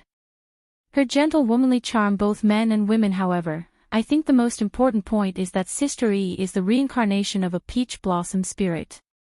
That's why she has such good luck with the opposite sex. I'll post it when I find a boyfriend.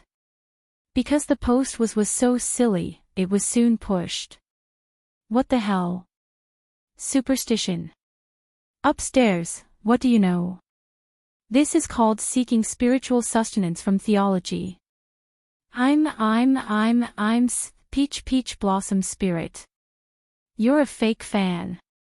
Peach blossom deity was more like it. The peach blossoms were bright and dazzling. With her husband. In short, this post was inexplicably popular, and at one point, it was pushed to the top 3 most popular areas of the Melon forum. Before Xiangyi went to bed, she received a WeChat message from Aw Nan. Aw Nan, how Nan, suck. Aw Nan, how Nan, suck stars. Xiangyi slowly sent a few question marks over. Aw Nan made a voice call. Sister E. I heard you're a peach blossom immortal. Let me suck. I also want to have good luck with the opposite sex and be single. Xiangyi was confused. But I'm single too, Nan blurted out. Aren't you married to Shurindi? You've already taken wedding photos and gone on your honeymoon. Ahem, sorry, I kowtowed too much. Shui and I. Xiangyi looked innocent. There's nothing between the two of us. Before she finished speaking, there was a knock on her bedroom door. A gentle but seductive voice slowly sounded. Sister E, are you asleep? Chapter 328. On the other end of the screen, Aw Nan. He was suddenly excited. He lowered his voice and covered his mouth as he laughed. Oh, it's really nothing for me to come looking for you in the middle of the night, Xiangyi. It's not what you think. Okay. No need to say anything, I understand. Aw Nan gestured. Darling, don't worry, I'll support you no matter what you do. Do your best and defile Shurindi. Okay. Slap. The call ended. Xiangyi, #what should I do if my manager is too silly? She tidied up her nightgown and draped a small blanket over her shoulders before walking towards the door in her slippers. As soon as she opened the door, she was greeted with a beauty attack. Shui took off his sunglasses, revealing his deep brows and pure black pupils as he looked at her with a faint smile. The pajamas seemed to have been bought too big. The collar was loose, revealing a large area of cold white skin and clear collarbones. Xiangyi almost imperceptibly swallowed her saliva. The girl hadn't realized that her feelings for Shui were different from her feelings for her brother. It's so late, what's the matter? Xiangyi asked. Shui, let's go pick up Xiao Naofu together tomorrow. It must be homesick. Xiangyi, okay, I was planning to go tomorrow anyway. Oh, suddenly, a bony hand covered the top of her head, the movements gentle and delicate. There's a feather on it. As an older brother, helping his sister twist a feather didn't seem like a big deal. Maybe it's from the pillow. Xiangyi forced herself to remain calm. After waiting for a few seconds, Shui still didn't look like he was done. She couldn't help but ask, are you done? Yeah. Shui retracted his hand, his voice low and mellow. But, as he moved, the originally loose pajamas slipped down, revealing a thin but not weak shoulder. Your clothes. Xiangyi whispered, her voice as soft as a mosquito's. Shui blinked. What did you say? Xiangyi looked calm and composed as she draped the small blanket over Shui. It's cold, wear more. Shui was stunned for 2 seconds before her expression returned to normal. Thank you. You're welcome. I'm going back to my room. Xiangyi turned into the room and closed the door. She leaned against the door and patted her chest. His heart was beating abnormally fast. Outside the door, Shui lowered her long eyelashes and stood in place for a while. Then she chuckled softly. Not far from the French window, Enchanting, who was dressed in black silk pajamas, seemed to be one with the darkness. He gripped the cup tightly, as if he was a cedar covered in icicles on a distant mountain. I think you don't want your leg anymore. He didn't specify which leg he was referring to. Shui slowly walked a few steps in front of him. She wrapped the small blanket tightly around herself as if she was showing off. The fragrance of her hair still lingered on it. Are you angry again? Brother-in-law, Enchanting! The man's eyes were cold, and his tone was cold. What did you call me? Shui looked at him innocently. Brother-in-law, can you break my leg the day after tomorrow? After all, I'm going to pick up the child with Sister E tomorrow. Enchanting gritted his teeth. Child. Shui chuckled. Yes, Enchanting was so angry that he started to roll up his sleeves. He thought that he could have a showdown with Shui, but he didn't expect Shui to call Xiangyi so openly. Xiangyi, what's wrong? Shui complained. Sister E, someone bullied me. Who? Where? Enchanting, he took a deep breath, snatched the phone, and said coldly, go to sleep. This dog of a man was really despicable and shameless. Chapter 329. The next day. After Xiangyi finished her morning exercise, she made some simple scallion pancakes, steamed buns, and pumpkin millet porridge. She left some breakfast for her uncle and brother. After having breakfast with Shui and the others, she set off. Li Jinyu called the cameraman along and started a live stream while walking. He was planning to do a behind-the-scenes version of Smog and Cat 2. 0-inch. Halfway there, Xiangyi suddenly thought of a serious problem. The esports players usually train until very late. They probably haven't woken up yet. Li Jinyu also reacted. It's only 8:00 now, maybe some of them have just fallen asleep. Why don't we turn back? Xiangyi's eyes lit up. Why don't we go to the amusement park to play? Shui, okay, we'll do as you say. The netizens were appalled. Is this considered a date? How old are you to go to the amusement park? Why are you pretending to be young? I'm speechless.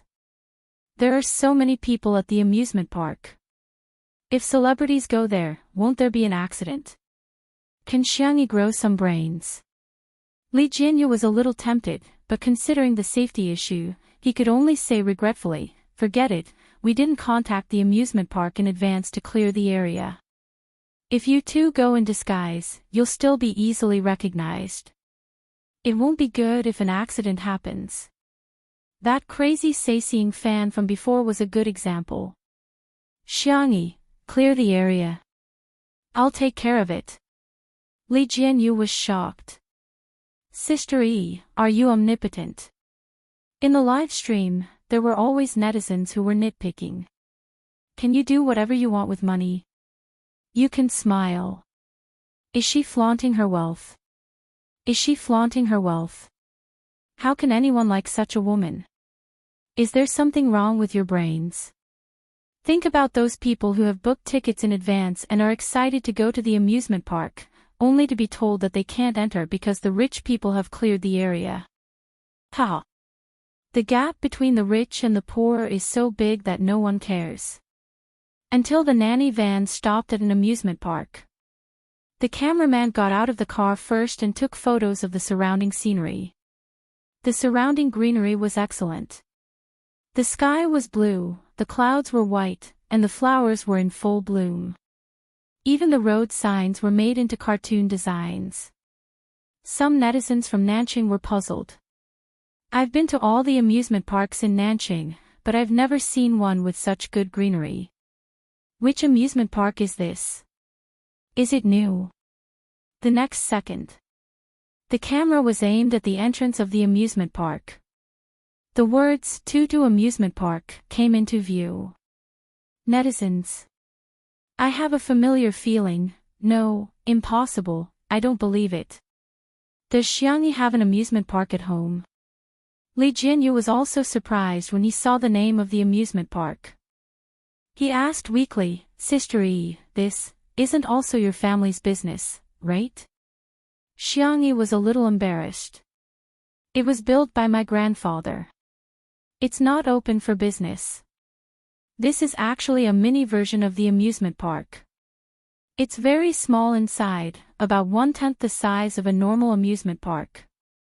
There are only merry-go-round rides, but it should be just enough for us to play for a few hours. Li Jianyu. 10% is already a lot. Isn't it better to build a house? He had been a social worker at Muyao TV for several years, but he hadn't even saved up enough money for a down payment on a house. In the live stream, poverty has really limited my imagination. Come out and get beaten up. Your family's little amusement park won't affect others at all. What should I do? I suddenly have an idea. Shi Sui might as well not marry Sister Yi and marry into her family as a gigolo. Chapter 330. Is there such a good thing? Shi Sui, get out of the way. Let me do it. Sister Yi, let's discuss this. Don't be so rigid about gender, okay? Look at you people, do you even have any integrity? All you know is to marry into the family. Mom. I'm your child that you've lost for over 20 years. Ha ha ha, you're making me laugh to death. Sister E is only 20 years old, how can she give birth to a child in your 20s? The silly netizens were having so much fun with the jokes that they drowned out the haters' comments. The procedure to enter the garden was very simple, they had to scan their faces. There were only a few staff members, but their service was very good. Xiangyi and Shi Sui went in first. Li Jinyu said in all seriousness, isn't this something only children play? Old Zhang, let's shoot properly later and try to make it feel like an idol drama. The netizens commented, Director Li, you must be a fan. How can you conspire loudly? The cameraman, Old Zhang, nodded. Yes, that's for sure. I'm already in my 40s, why would I play this? A few minutes later. Li Jinyu sat on the merry-go-round and laughed like a fool. Ha ha ha, this thing is quite fun. Oh, let's go higher, let's go higher. Little brother, can you double the speed? The staff member had a Mona Lisa smile on his face. Sure. Li Jianyu said, Old Zhang, come on. Hurry up and come with me. A merry-go-round that's twice the speed is one of a lifetime. If you miss it, you'll have to wait until your next life. Old Zhang was tempted. Then, I'll play 2 rounds with you. Hence, the manual position became a fixed position. The netizens in the live stream were laughing like crazy. Director Li, Old Zhang, so fragrant. You too, wake up. We want to watch Sister Yi and Shi Sui go on a date. Why did the idol drama turn into a country romance? Why am I laughing so hard in front of the screen? Variety shows required a sense of variety. Most people watched the live stream to pass the time and have some fun. Li Jianyu and Old Zhang's casual self-indulgence, which made them even more hilarious. This scene would also become one of the textbook scenes of variety shows in the future. On the other side, the theme of the entire amusement park was rabbits. There were cute big rabbits, small rabbits, white rabbits, and gray rabbits everywhere. Most of the amusement facilities were also related to rabbits. Xiangyi was playing a game of Hit the Rabbit. She had liked to play this game since she was young. The feeling of smashing rabbits with a carrot hammer was especially stress-relieving. Shi Sui, on the other hand, was interested in the cotton candy being sold at the side. He stared straight at it, and the young lady in charge of selling the cotton candy blushed under his stare.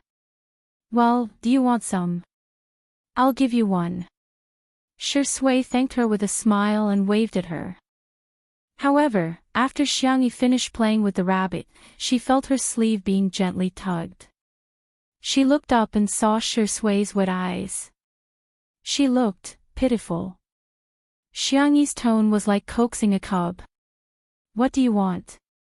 I'll buy them all for you. I have money. Putting everything else aside, if the annual income of Tutu's farm was made public, it would be enough to make people gasp in amazement. Not to mention, Xiangyi also had the supplementary cards of the entire Xiang family. Her grandfather had given her a building, her grandmother had given her a floor of a shop, her aunt had given her a small gemstone mine overseas, and so on. Although it would be a little difficult to cash them all out, it was more than enough to raise Shui. Shui pointed at the cotton candy not far away. Sister E, I want some, Xiangyi. Okay, I'll buy it. The young lady was stunned on the spot. Didn't she say that she didn't want to eat it just now? Chapter 331. Hello, I'd like a cotton candy. Xiangyi's soft voice pulled her back to reality. As a staff member of Tutu Amusement Park, the young lady was well aware of who the amusement park was built for. Old Mr. and Mrs. Xiang doted on their granddaughter so much that the amusement park was named after Xiangyi's alternate account. The maintenance of the venue and facilities alone required an unlimited amount of manpower and resources. The staff members were all students sponsored by the Xiang family. Not only were their jobs easy, but they could also supplement their family expenses. Miss Xiang, the cotton candy is free of charge. There are 2 colors, which one would you like? Xiangyi tilted her head to look at Shui.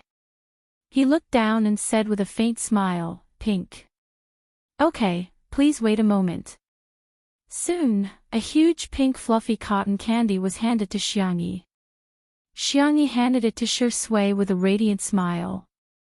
The tall man holding the cotton candy was clearly a strange scene, but the young lady felt a tinge of sweetness. These two are in love, aren't they? Aren't they? At the same time, a low-key and comfortable car stopped at the entrance of the amusement park. Xiang Yin got out of the car first. He was dressed fashionably in a floral shirt with oil paintings and beige trousers. Although his hair was white, he was hale and hearty. Xiang Yin opened the car door for his beloved wife out of habit. Madame Xiang was wearing a floral dress with an apricot-colored shawl. The color of her bag was also similar to Xiang Yin's tie. Old man, help me take a photo later. I want to post it on my WeChat moments and piss off Mrs. Zhou next door. As the group leader of the elderly Plaza dance group, Mrs. Zhou was also the first to master the usage of WeChat, much to the envy of countless group members. Xiang Yin said in disdain, "How childish." Madame Xiang humphed and said, "Why? Do you dislike me? Find another grave then, don't lie next to me in the future." Xiang Yin said, "I'll take a photo, okay?" He didn't even know how to use WeChat. Why didn't his family teach him?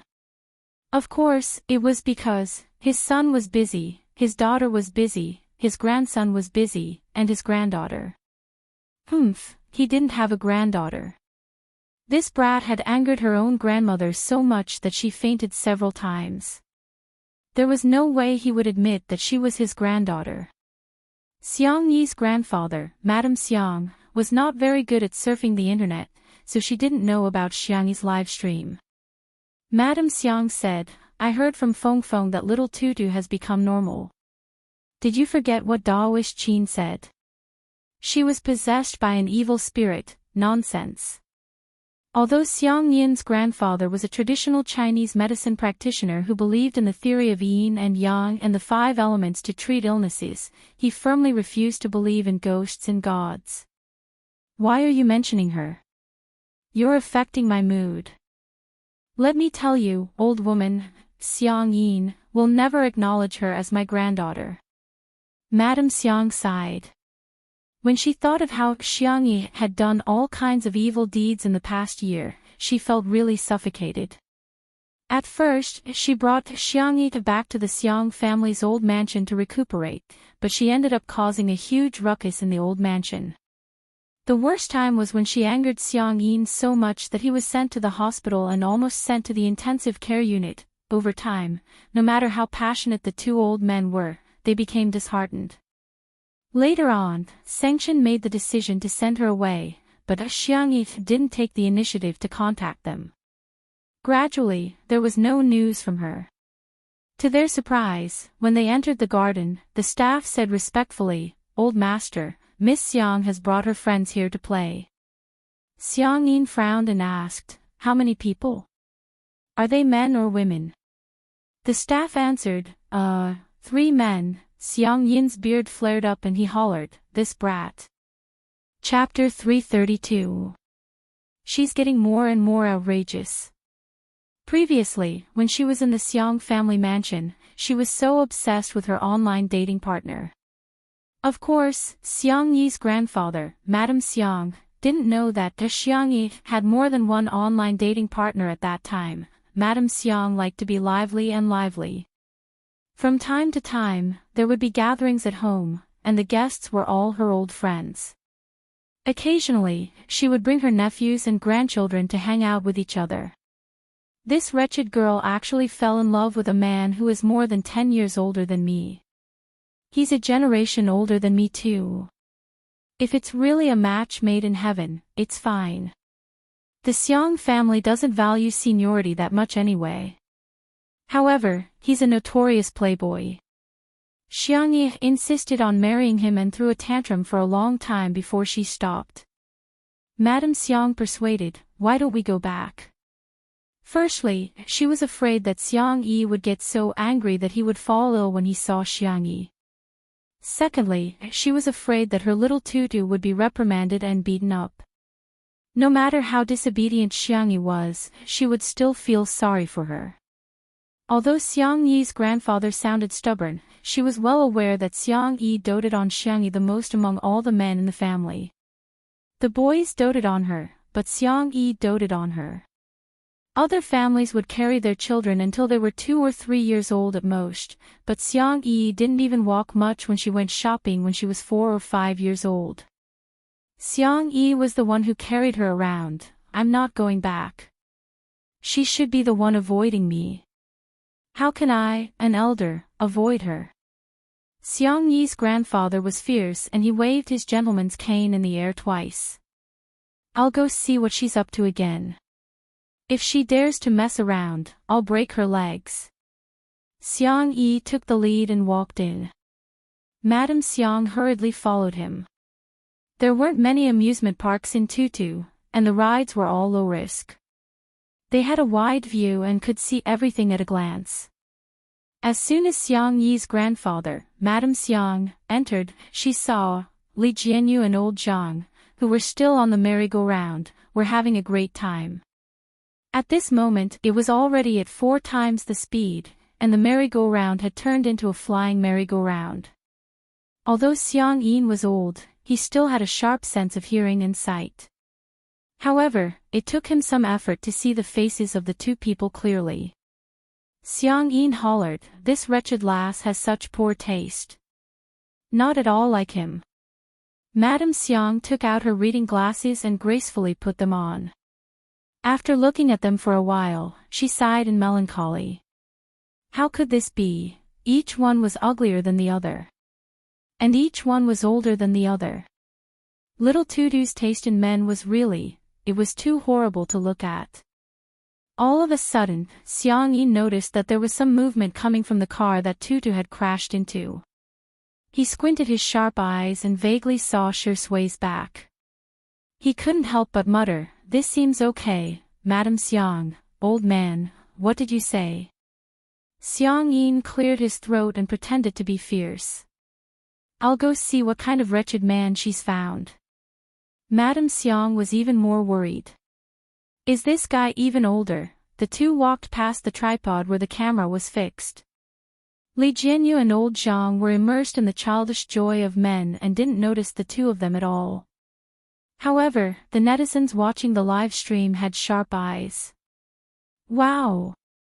That pair of grandparents is so trendy. Ooh, Grandpa's tie and Grandma's bag are of the same color. Wait, didn't Sister E say that this amusement park is not open to the public? Could it be that they are her elders? Ha! Doesn't that mean our Shui is going to meet her parents? Chapter 333. On the other side, Xiangyi was happily playing with Shui. There were two long bunny ears on the front of the bumper car, which would droop down like a lop-eared rabbit when they collided with each other. Xiangyi rarely went to the amusement park after junior high school. The reason was simple. No matter how fun the amusement park was, it would be boring to play alone. After her parents got into an accident, she couldn't get over it for a long time and studied at home in elementary school. After junior high school, she kept skipping grades and was busy with her studies. Hence, she didn't have much time to socialize. The few friends whom she was close to had completely cut off contact with them because of that person in the past year. She felt that Shui was really kind and mature. Yet, she was willing to play such a childish game with her. She skillfully turned the steering wheel and locked onto Shui's position before accelerating towards Tutu's car. Halfway through, an old man appeared out of nowhere. Xiangyi hurriedly stepped on the brakes, but due to inertia, she hit her head against the steering wheel. When she looked up, there was a red patch on her fair forehead. It was painful to look at. Xiangyi couldn't help but frown. Xiangyi's eyes lit up when she saw him. Grandpa. Xiangyi immediately said, "Don't call me Grandpa. I'm not your grandpa. I don't have a granddaughter like you." His tone was cold and harsh, causing the light in Xiangyi's eyes to dim. She lowered her eyelashes and adjusted her emotions for a few seconds before pressing the button to reverse the car. Tutu's car reversed a great distance, and the bunny ears on the front of the car had malfunctioned.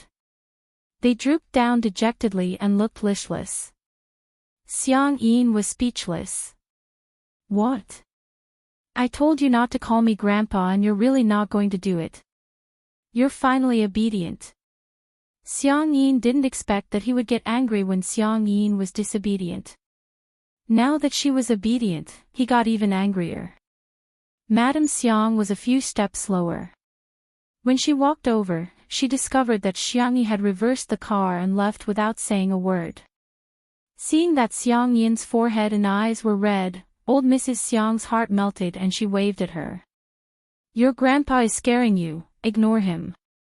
Be good, Tutu, come to Grandma. Xiangyi hesitated, wondering if she should go over. Xiangyi exclaimed, Don't come over. I don't want to see you. Therefore, Little Rabbit backed the car further away. Mr. Xiang, Madame Xiang. Shui had alighted from the car at some point and greeted the two elders in a warm voice. Then, he began chatting with them naturally, and his manners were impeccable. After exchanging a few pleasantries, the topic turned back to Xiangyi. Xiangyi's grandfather said sarcastically, She has the time to come to the amusement park with you but doesn't have the time to visit me at the old residence. I think she doesn't take me seriously at all. Shui said apologetically, Grandpa, you've misunderstood. It's not that Sister E doesn't want to go. It's because of work. We're here today to shoot some material. He glanced in the direction of the merry-go-round, his temples twitching. That's our show's director and cameraman. They're doing a live broadcast. Just as he was about to explain what a live broadcast meant, he heard Madame Xiang say, Live broadcast. I've heard of it before. Live broadcasts sell goods. It's like shopping on TV. I've seen Mrs. Zhou's grandson next door teach her how to shop. She was really envious because neither she nor Xiangyi knew how to shop. Shui smiled and asked, Grandma, what do you want to buy? Do you want Sister E to come over and buy it for you? Before Madame Xiang could answer, Xiangyi interjected, No. Need. Chapter 334. Madame Xiang retorted, Do you know how to do it? Xiang Yin said guiltily, I can learn. You've already learned it several times, Madame Xiang said, exposing him mercilessly. Xiang Yin thought, you're hurting my feelings, old woman. He retorted stubbornly, anyway, I don't want that wretched girl to teach me. I'm telling you, if she ignores me, I won't say a word to her either. Xiang Yin was full of energy and roaring loudly.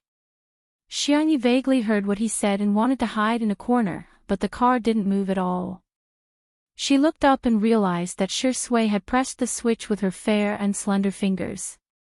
Where are you going to hide? Shi Sui asked smilingly while looking down at her. Xiang Yi looked away and said, I'm not hiding. She just felt a little aggrieved. It was clearly not her fault, but she had to be scolded by her grandfather who used to dote on her the most. Shi Sui stared at her for a few seconds before leaning forward and squatting beside her. She said in a low and gentle voice, Sister Yi, running away is useful, but it's not the best way to solve problems. If you don't want to face it, I'll leave with you. If you're willing to face it, I'll stay with you too. Grandpa and Grandma aren't that scary, are they? His persuasive tone made Xiang Yi's heart waver. Sister Yi, if you're scared, you don't have to hide so far away. Shi Sui smirked and continued, just hide behind me. She didn't know why, but inexplicably, Xiang Yi was a little touched. She felt that Shi Sui was so mature while she was so childish. She didn't deserve to be a fan anymore. My grandpa is very painful when he beats people up. As a hot-tempered traditional Chinese medicine practitioner, Xiang Yin's grandpa would often say, I'll blow a swan at your grave, to his patients who refused to listen to his advice. He was also very ruthless when he beat people up, and Xiang Yin's uncle would often be beaten to tears. It's okay, I can take a beating. A few seconds later, Xiang Yi pursed her lips and said, okay then. I'll go see Grandpa. Xiang Yin rubbed her head gently. Sister Yi, you're so obedient. After Li Jianyu and old Zhang let go of themselves and reaped the joy, they finally remembered their original job. They hurriedly carried the camera and other live stream equipment to Xiang Yi. Coincidentally, he saw that Xiang Yi was driving Tudu's car and had Shi Sui sit in the front passenger seat. Xiang Yi even reminded him to fasten his seatbelt. Although Tudu's car was a two-seater, Shi Sui was tall and had long legs. After sitting in the car, the originally small space became even more cramped. Their arms seemed to be touching each other. The netizens in the live stream, ha ha ha, fastening the seatbelt is so cute, there are thousands of paths, but safety comes first.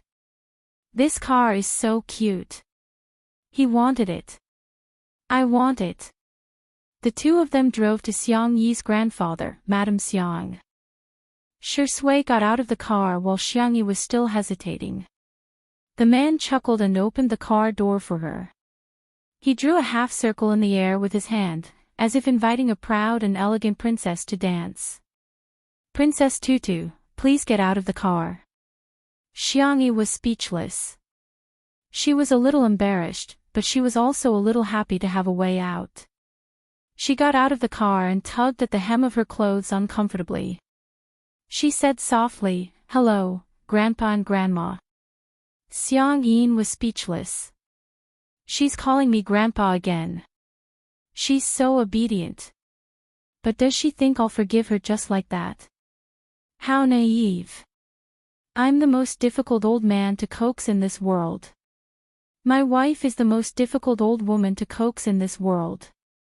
Don't even think about coaxing us. To his surprise, Xiang Yi asked gently, Grandma, shall I teach you how to buy things in the live stream? Madame Xiang exclaimed, sure, sure. Ah, Tutu is so sensible. Xiang Yin was speechless. Chapter 335. Old Mr. Xiang was confused and he hinted at Madame Xiang with his eyes. Didn't we agree to stand on the same side? Madame Xiang rolled her eyes at him. We didn't agree. Little Tutu is so obedient and soft, which means that Daoist Master Qin was right. The evil has already left. How can I not pamper and protect my granddaughter? Xiangyi slowed down her speech and taught her in detail.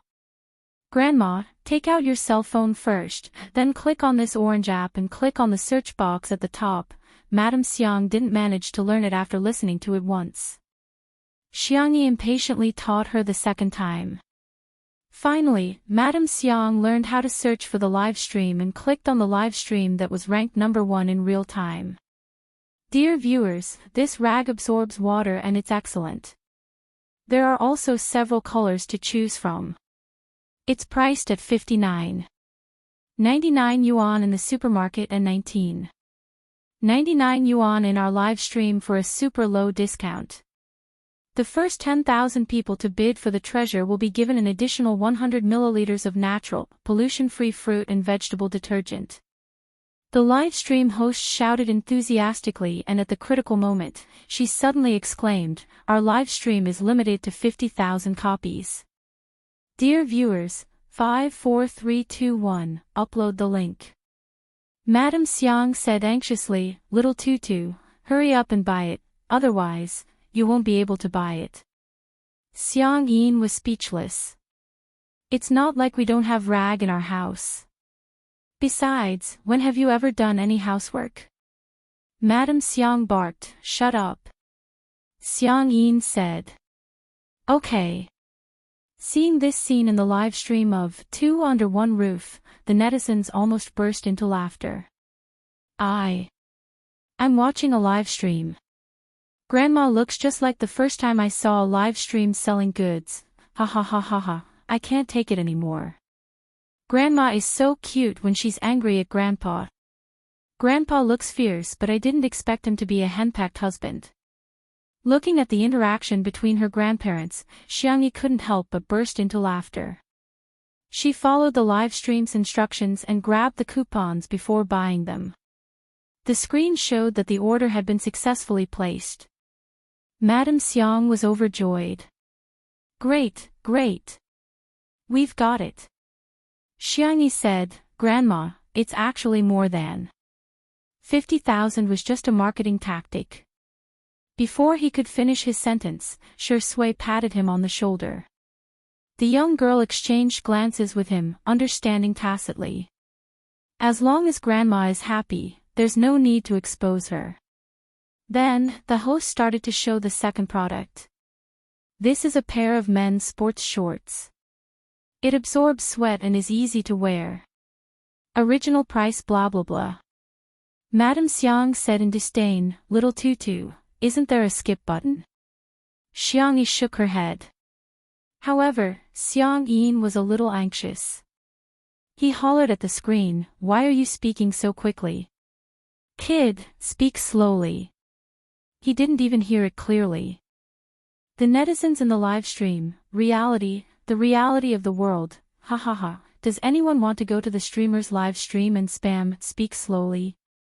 My sister is the same. She's so obsessed with shopping for herself.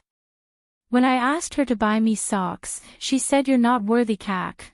The live stream soon finished describing the product and Xiang Yin was obviously a little tempted. He egged Madame Xiang on. "Old woman, buy it for me." Madame Xiang said leisurely, "It's not like you don't have any pants to wear. It'd be a waste to buy so many." Xiang Yin was speechless. Madame Xiang did it on purpose. After getting along with Xiang Yin for decades, she had a firm grasp of his character. Sure enough, after being rejected by her, Xiang Yin crossed his arms angrily. He didn't want to buy it at first, but when he heard the live stream say that there were only 5,000 pairs left, he couldn't help but poke Xiangyi's arm. It was the kind of touch that caused him to leave immediately. He said arrogantly, "Hey, buy it for me." Chapter 336. Ha! Xiangyi froze in shock. Is Grandpa talking to me? Seeing that she was ignoring him, Xiang Yin said reluctantly, "I'll give you money. I won't take advantage of you." A faint smile appeared in Shui's eyes. Madame Xiang turned around and covered her mouth as she snickered. Who was the one who said he was going to ignore little Tutu? How many minutes has it been? Xiangyi snapped back to reality and said, Grandpa, I'll buy it for you now. What color do you want? Xiangyin humphed and said, black one, it'll go well. He had learned the word go well from Madame Xiang. Women are so troublesome. They've been wearing couple outfits for decades and yet they don't get tired of it. He had no choice but to wear it with her. Xiangyi smiled and said, okay. There were some haters in the live stream. She bought it just like that. She didn't even ask for his size. She's so careless. I'm dying of laughter. What kind of rich and beautiful girl is she? She's trying to please Grandpa with a pair of pants that cost more than 100 yuan. Serves Grandpa right for not liking her. After all, boys are meant to carry on the family name while girls are meant to be outsiders sooner or later. In the next second, Xiangyi said, Grandpa, I remember that you wear XL. Can I buy XXL pants for this pair of pants? It'll be more comfortable if the sweatpants are looser. Xiangyin muttered softly, at least you still have some conscience. Madame Xiang said smilingly, little Tutu, let me test you. What size shoes do your grandpa and I wear? Xiangyi blurted out without hesitation, Grandma wears 36 and Grandpa wears 43. Our little Tutu has such a good memory. Madame Xiang couldn't help but praise her. You've been meticulous ever since you were young. You're much more considerate than your brothers. Your grandpa and grandma's little jacket while the rest of them are at most military coats. As for your uncle, TSK, he can't even be considered a pair of underpants. Pfft, sure enough, Xiangyi's uncle was being despised every day. In the live stream. This time, no one indulged the haters and they immediately started retorting. Xiangyin. Do you know that the Qing dynasty? Do you still value boys over girls? You call this not attentive? Anyway, I don't even know how big my grandparents were. Those who are against sisterhood, ask yourselves, do you have the patience to accompany the elderly? Do you have the patience to teach them how to use the internet over and over again? Xiangyi accompanied the two elders to watch the live stream and bought a lot of things. However, this streamer did not expect that in just 10 minutes, 1 or 2 million people would flood into his live broadcast room. There wasn't a lot of traffic in the morning, but to be able to reach this number meant he was on fire. However, the streamer was confused. He did not understand how he became so popular. Moreover, there was a group of people in the live broadcast room who were spamming something like, speak slowly. What kind of joke was this? Is this a new type of internet slang? The clip of Xiangyi teaching her grandparents how to watch the live broadcast was also edited and posted on a video website. Unexpectedly, it became popular. In just a few hours, the number of likes had exceeded 200,000 and the number of shares had reached tens of thousands. Ah, this video is so nice. You speak better than me. He posted it in the family group chat.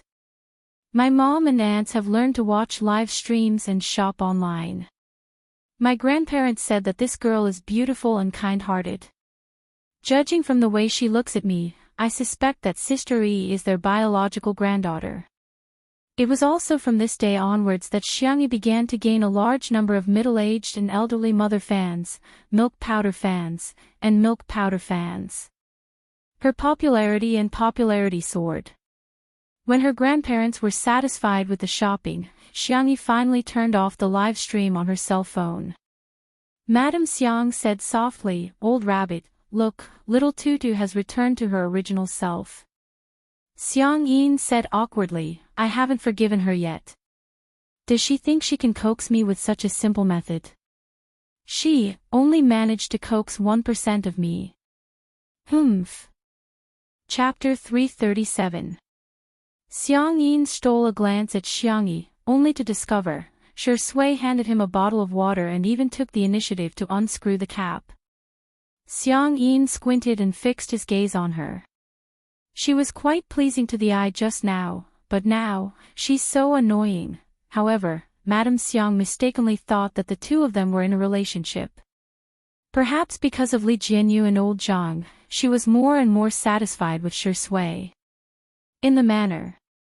Sengchen slept until 9 o'clock in the morning, which was a rare indulgence for him. According to his habit, he read the financial headlines while drinking black coffee, and then glanced at the stock charts. Immediately afterwards, Sengchen began to process his emails. Although he was on vacation, there were still some things that he had to take care of. Halfway through replying to the English email, his cell phone vibrated. He picked it up to take a look, only to see that it was a message from a guardian of the best Xiang Yi in the world. Guardian, sorry to disturb you, I've sorted out the details of the case and sent them to you. Can I send the document to you directly on WeChat? Sengchen expressed assent.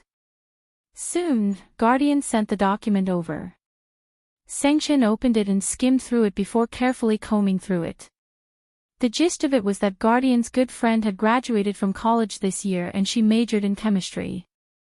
When she applied for a job, she came in first in the written test and interview.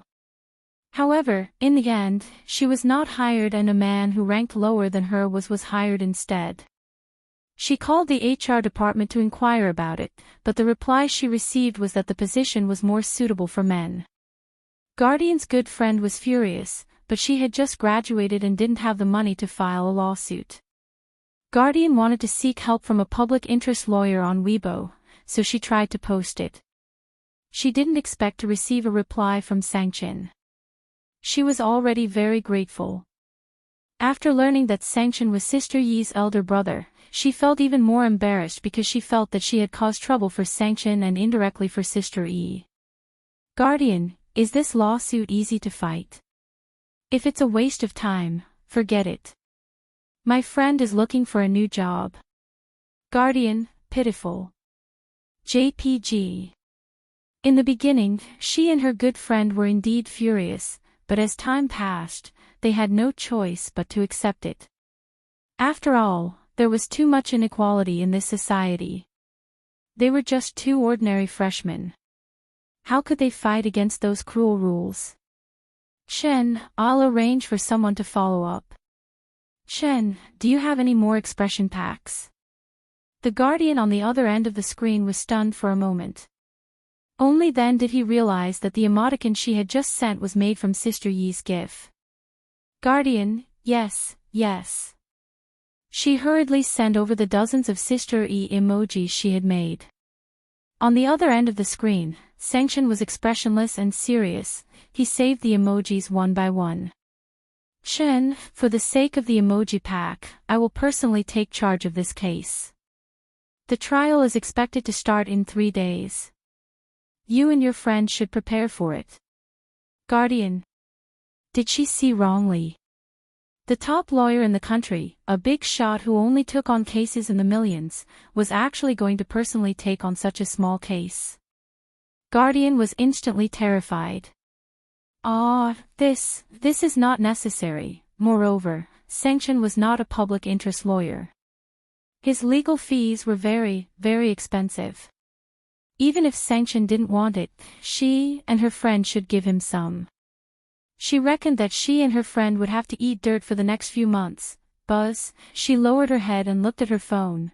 Chen, in the future, if you have any tutu emojis, send them to me as soon as possible. Thank you. After turning off the screen, Sengchen returned to his cold, noble, and elegant appearance. Chapter 338. At the amusement park. When Li Jianyu heard that Madame Xiang wanted to take a photo, he volunteered to do it for her. Xiang Yin looked extremely displeased. What? Are you trying to snatch my job? Shui said, why don't we all take a photo? Grandma, you can use the photo of whoever you like. Madame Xiang nodded gracefully and said, thank you for the trouble then. Hence, the netizens in the live stream witnessed Madame Xiang striking a pose that was commonly used throughout the country, a shawl. Director Li is so hardworking. He's even lying on the ground to take a photo. Ha ha ha, damn. I suspect that Madame Xiang is spying on our family life. It's so realistic. My mother and aunt always take this pose when they go to scenic spots. After changing a few poses, Madame Xiang came over to take a look at the photos. Li Jianyu was also very good at it. After getting Madame Xiang's permission, he got old Zhang to do a close-up of everyone's cell phones. First, it was Xiang Yi's. Her photos were quite decent, which was not bad. Next was Li Jianyu's photo, which was impressive as he took a beautiful photo. Next was Shi Sui's photo, which was surprisingly good at taking photos and made Madame Xiang look warm and affectionate. Finally, it was Xiang Yin's turn. The netizens in the live stream mocked mercilessly. "Grandpa, you're a straight man. You've made Grandma look like a dot in the photo." "Thank you, I'm offended. Even my boyfriend looks so ugly when he takes photos of me." Ha ha ha, I even saw several photos with their eyes closed. They were really perfect when Grandma blinked. Madame Xiang adjusted her shawl and said with a smile, "I hereby announce that the best photo goes to little Tutu." Before she could finish, someone criticized her. "Even if you're biased, you shouldn't be like this, right? Anyone can tell that Director Li and Shi Sui have done a good job." I'm speechless. The next second, Madame Xiang said leisurely, "Little Tutu, Shi Sui, and Little Li are tied for first place." She winked at the three of them and said, "There will be rewards for all of you later." The netizens in front of the screen were stunned for a moment before they realized how brilliant Madame Xiang's EQ was. "Ah, Grandma is so gentle. I don't care, I want to cheer for Grandma." Xiang Yin panicked. "What about me?" "Second." Madame Xiang said in disdain, "You wish. You're last." It could be said that the double standards were incisively and vividly displayed. Feeling aggrieved and infuriated, Xiang Yin turned around and ignored Madame Xiang. He asked Xiang Yi fiercely, "Are my photos really that bad?" "Xiang Yi, what kind of question was this?"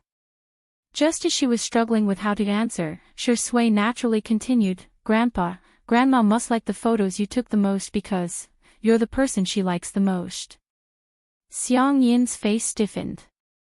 1 second, 2 seconds, in the third second, the corners of his mouth curled up with joy. This little imp is quite eloquent. However, in the blink of an eye, he recalled the scene of Shi Sui handing Xiang Yi a glass of water just now, and his expression immediately changed. Glib tongue. What if he bullies little Tutu in the future? I can't have such a man. The netizens watching the live stream all expressed that Xiang Yin's facial expression was textbook level. Of course, Madame Xiang could guess Xiang Yin's thoughts. She found an excuse to ask him to go to the side to take photos of the flowers and plants. She then affectionately held Shi Sui's hand. "Grandson-in-law, you must take good care of Tutu." Xiang Yi was confused. "Grandma, did you misunderstand something?" She was about to explain, but Shi Sui smiled and said, "Grandma, don't stand on ceremony with me. It's my duty to take care of Tutu." Xiang Yi was dumbfounded. Chapter 339. Her cherry lips quivered and she muttered, "No, he's not." Xiang Yi suddenly felt an arm around her shoulder and was momentarily at a loss for words. She looked at Shi Sui in astonishment. Shi Sui's expression remained the same as he leaned over and whispered a few words into her ear. Xiang Yi was speechless. Shi Sui said that since Grandma was so happy, he didn't want to disappoint her and said that he could reluctantly pretend to be her boyfriend. It sounded like he was being considerate of her and Grandma, but Xiang Yi felt that something was amiss. The fans who were watching the live stream were flabbergasted. This is the ugly husband meeting the parents, right? Ugly. Mind your words, How is our Shui ugly? Official announcement. Shui didn't deny that Grandma called him her grandson-in-law, which means he's acquiescing. Madame Xiang couldn't help but cover her mouth and snicker when she saw how harmonious and intimate the two of them were. Seems like my dear Tutu and her grandson-in-law have a good relationship. Madame Xiang thought that it was good for girls to be in a relationship a few times as they would become more mature when it came to relationships. Xiang Yin, who was standing nearby, saw it. His eyes were about to pop out of their sockets and he hollered, "Rascal! Get your hands off me! Get them off me!" Xiang Yi shuddered in shock. Shui's hand on her shoulder was still very stable. Xiang Yin stopped taking pictures of the flowers and plants and instead rushed over aggressively, hitting Shui with his walking stick. Shui didn't dodge and instead took the hit. Xiang Yin was so strong that Xiang Yi could hear the muffled sound of the walking stick hitting her flesh. "Grandpa! Old man!" Xiang Yin ignored the two of them and barked at Shui. "You're not allowed to touch our Tutu. Our Tutu is such an adorable girl, you're not worthy of her at all. Don't try to get up to any tricks. As long as I'm around, don't even think about abducting Tutu." He took a deep breath and added fiercely, "No man can do it." When the netizens in the live stream saw this scene, some were worried, while others were gloating. "Wow, Grandpa is so fierce, it must have hurt a lot." Glass shards again. "Grandpa, don't torture them QAQ, why is this old man so cocky? How dare you look down on our Shui? Please, your granddaughter is the one who doesn't deserve it. That's great, please break them up. I've long disliked the vase fairy. Why does she get all the good things? She should just die alone as an old nun." Hee hee, even Li Jinyu thought that Shui was going to fail this time. As a director, especially a variety show director, he was very good at reading people's eyes. Artistes who used a love script to act and those who truly liked someone were completely different. He had long seen through Shui's feelings for Sister Yi. Shui has been too careless this time. She had improved Madame Xiang's impression of her but caused Xiang Yi's grandfather to detest her greatly. That was simply not worth the loss. Unexpectedly, before Xiang Yi's grandfather swung his cane again, Xiang Yi pulled Shui back with one hand and grabbed Xiang Yi's cane with the other. "Grandpa, you've misunderstood, I'm not going to his house." Xiang Yi's grandfather hollered, "Do you still want him to marry into our family?" Madame Xiang coughed lightly and said, "It's not impossible." Xiang Yi's grandfather flew into a rage. "I don't agree to this marriage." He straightened his back and waited for Xiang Yi to promise him that she would draw a clear line between her and Xiang Yi. In the next second, Xiang Yi swallowed her saliva and ran away with Shui. The netizens were dumbfounded. Xiang Yi's grandfather was speechless. "What? You want to elope?" Chapter 340. Xiang Yi and Shui were running so fast that Li Jinyu and old Zhang chased after them for a long time but still couldn't catch up. Instead, they were exhausted. "Oh my god, I can't take it anymore, I'm exhausted," Li Jinyu said, panting heavily. Old Zhang was carrying equipment that weighed dozens of kilograms and was so tired that he couldn't speak. Li Jinyu leaned in front of the camera and said, "Hee hee, maybe you guys want to see the two of us continue the merry-go-round." The netizens were appalled. "Ah, go away. You're so ugly. Shui Sister Yi, you're so beautiful. Director Li, you're so ugly. Sui, perform a 360-degree Thomas spin for Daddy and I'll forgive you." Li Jinyu was quite good at controlling the situation. Amidst the laughter, he temporarily turned off the live stream. He muttered to himself, "Daddy sure is indeed Daddy sure. He's able to turn the tables and show off, so what if I offend Xiang Yi? So what if I get beaten up? I got Sister Yi." On the other hand, after making sure that they were far enough away, Xiangyi breathed a sigh of relief and said, "You scared me to death. Grandpa is so fierce." She felt that if they didn't leave now, Grandpa would break Shui's legs. Shui ran with her for such a long distance, but his breathing was not irregular at all. In fact, he was even in the mood to tease her. "Sister E, hand." Xiangyi hurriedly let go of his hand as if she had been electrocuted. "Don't get me wrong, I'm just afraid that you'll get beaten up by Grandpa." "Yes, I know." Meeting the man's smiling eyes, Xiangyi suddenly had a feeling of discomfort. "Ahem, I'll call Grandma and then we'll go pick up Xiao. Okay." Xiangyi went to the side to make a call. Shui could vaguely hear her acting coquettishly. When she was acting coquettishly, her voice was gentle and soft, but it was sweet. However, when she returned to his side, she regained her composure and said, "Grandma said that she would help me coax Grandpa." But then again, why do the two of them think that we're in love? The girl was confused. The actor who had caused the misunderstanding to deepen didn't change his expression. "Maybe it's because my brother is too likable." Xiangyi, ? "Don't you know that you have to make an appointment to go on a blind date with your brother during the new year?" Xiangyi. She was shocked. Shui. "Ah no, I'm no longer a fan. I'm not fit to be a fan." Is Shui that popular in the matchmaking market? No wonder Grandma liked him so much. She was curious. What does it feel like to go on a blind date? Is there really such a weirdo as described on the internet? Nan had previously shared a love gossip post with her, scolding those top-notch blind dates. Shui, do you want to know? He chuckled softly. "Next New Year, how about I give you a walk-in experience?" Xiangyi thought he was joking and said, "It's not right to cut in line." "Why don't I line up?" Shui stopped in her tracks. Then, as if nothing had happened, she caught up with her. "Okay, I'll call you when it's your turn." At the Logic Esports base. Xiangyi and the rest arrived at 11 o'clock. Apart from Xiao, who was still alive and kicking, no one else had woken up. At this moment, in the living room, Xiangyi stared at the huge cat tree, the luxurious cat villa, and the rich cat playground and fell into deep thought. Did I treat Xiao too badly?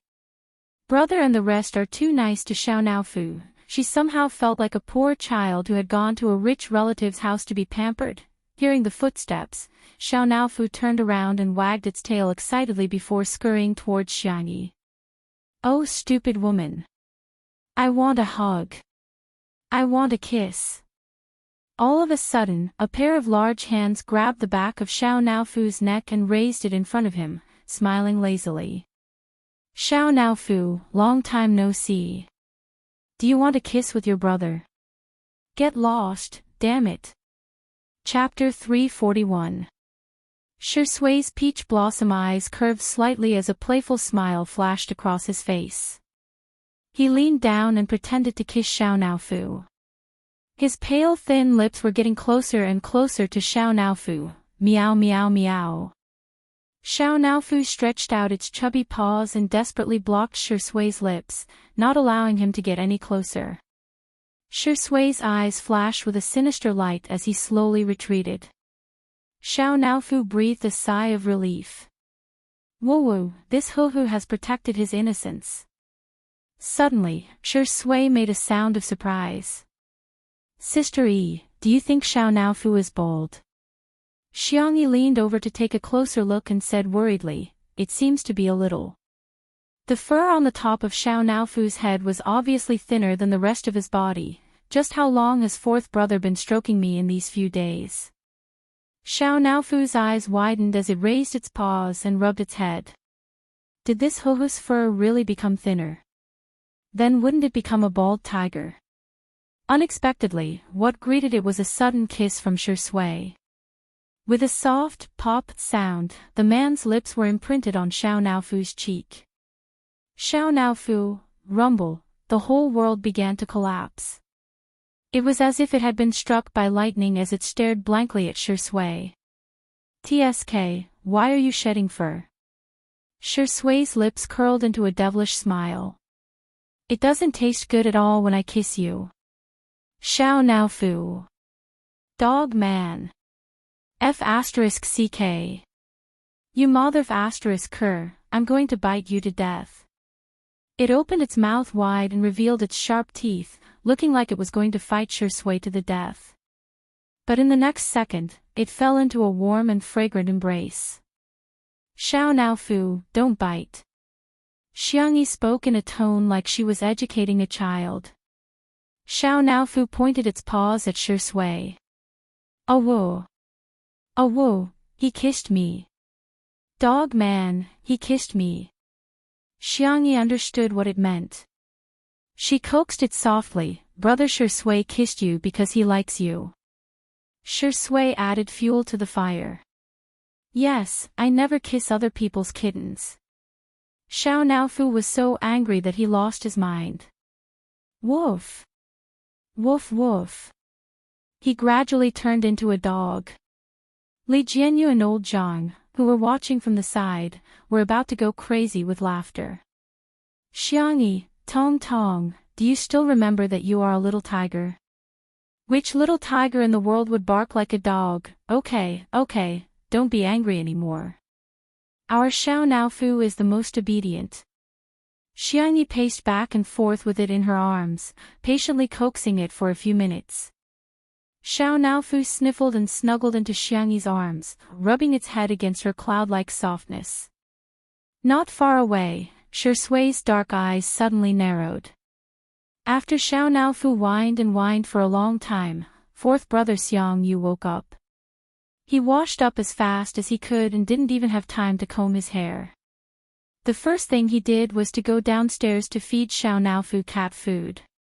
Seeing Xiang Yu's figure, Li Jianyu motioned for old Zhang to start the live stream.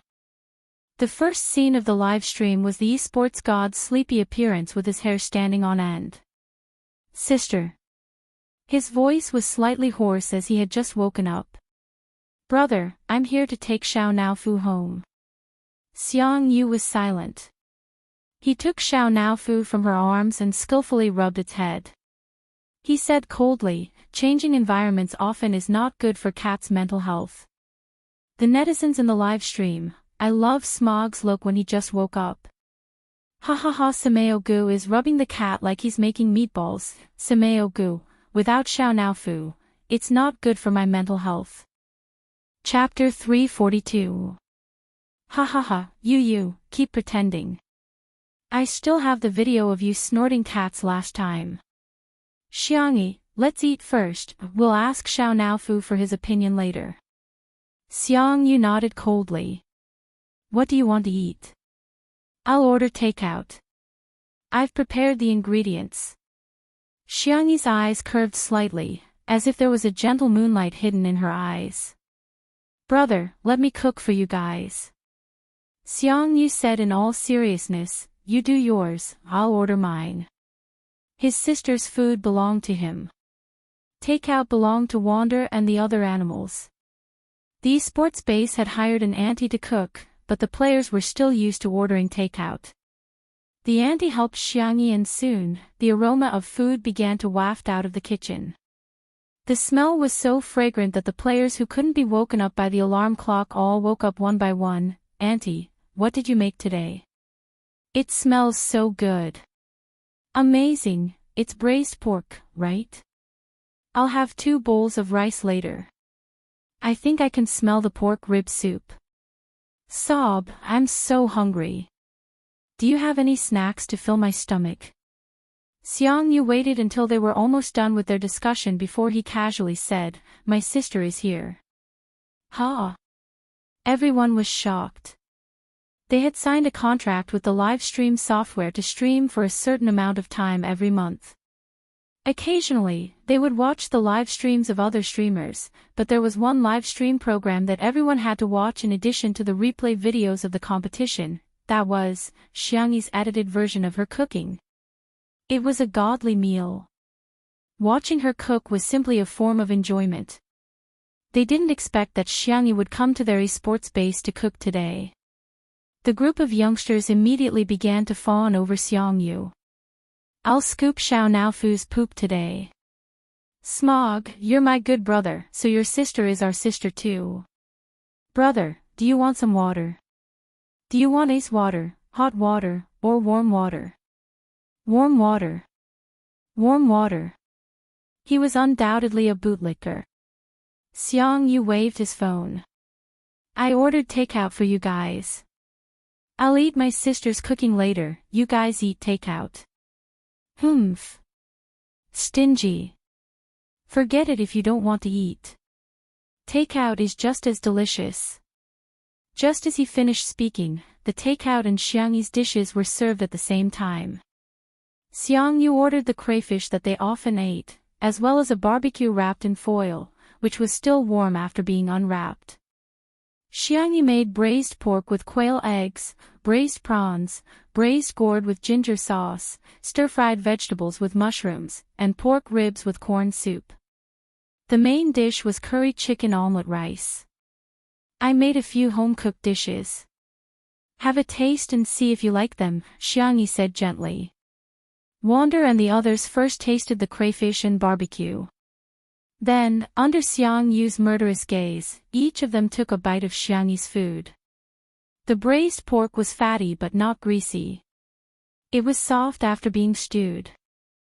The fried quail egg had a texture similar to that of a tiger's skin.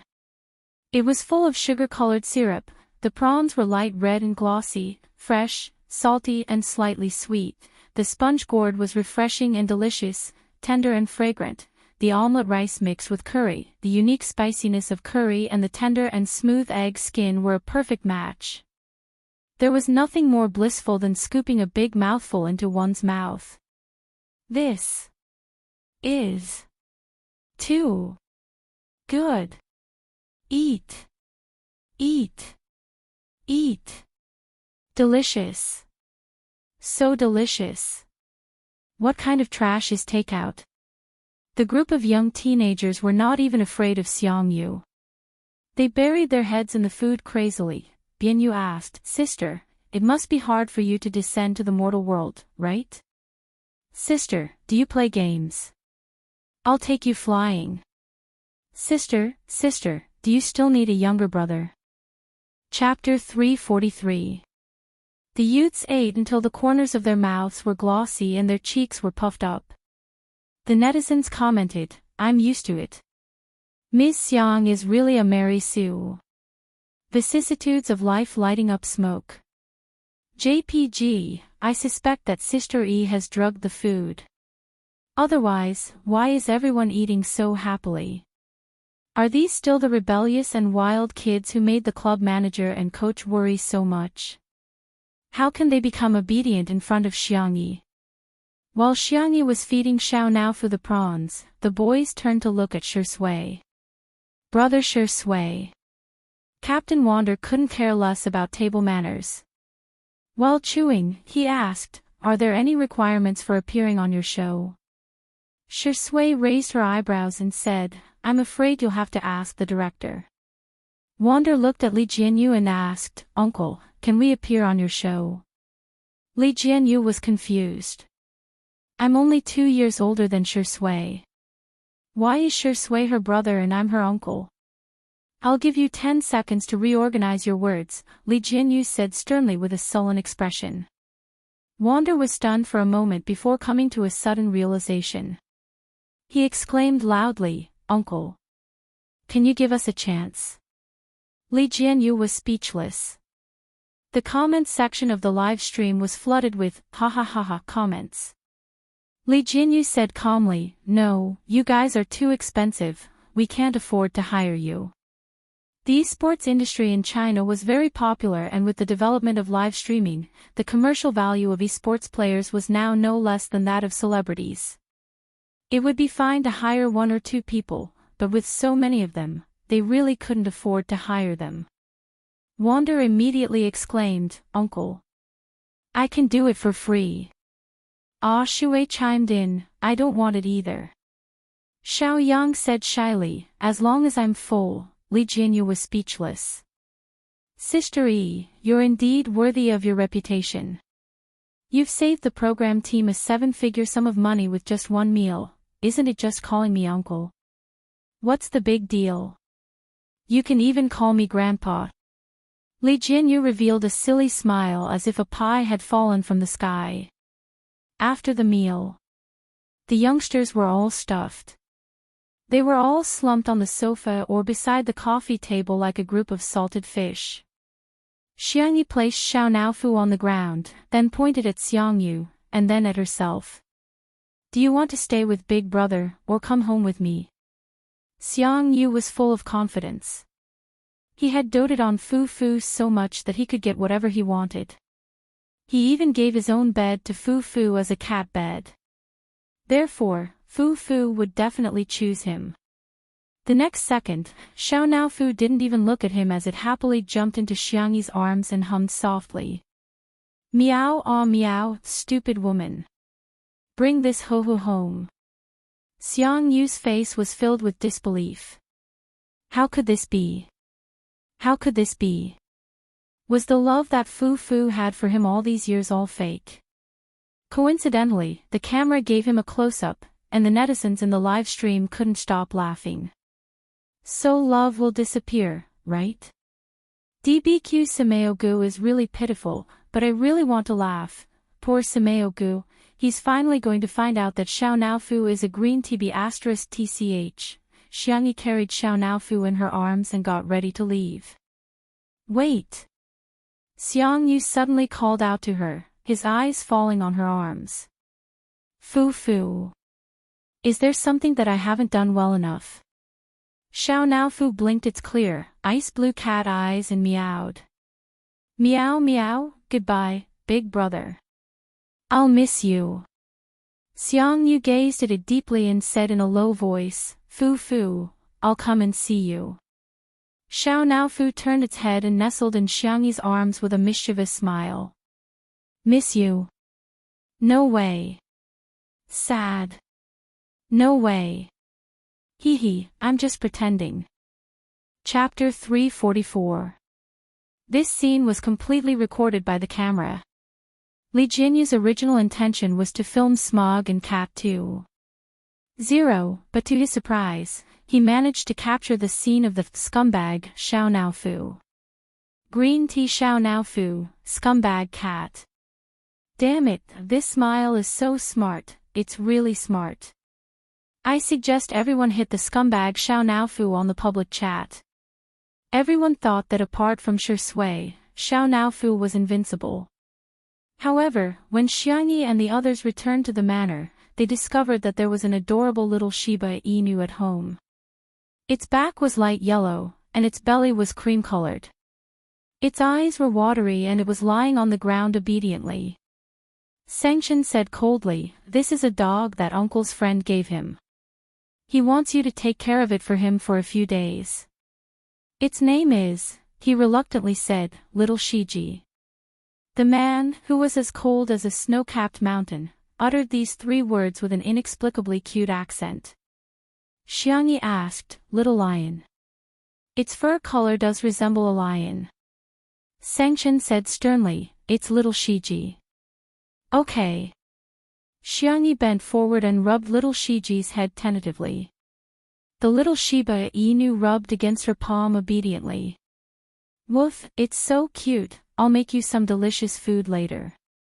Woof woof. When Xiao Naofu saw this scene, it instantly felt as if the world was collapsing. Am I not this stupid woman's favorite? She actually wants to. Pushed. She's going to cook for this mutt. Xiao Naofu was so infuriated that he scurried over on his short legs and roared at little Shiji. Meow. Meow. Little Shiji, Omega. It stared at Xiao Naofu for a few seconds and took the initiative to lick Xiao Naofu's fur to show its friendliness. Xiao Naofu thought, "Aw, damn it, my body is so dirty." It waved its paws angrily and slapped little Shiji's face. Little Shiji did not retaliate after being hit and simply took a few steps back, feeling a little aggrieved. Xiao Naofu refused to give up and wanted to hit it again. Its body was suddenly suspended in the air. Xiangyi had picked it up. The little cat felt so wrong that it wanted to die. Meow meow meow, let this dog go. I'm the only one in this house. Xiao Naofu, it's only staying for a few days. Xiangyi tried to reason with it. Little uncle will take it away when the time comes. Xiao Naofu, I won't listen, I won't listen. It wriggled and broke free from Xiangyi's arms. It jumped onto the table and chose Xiangyi's cup.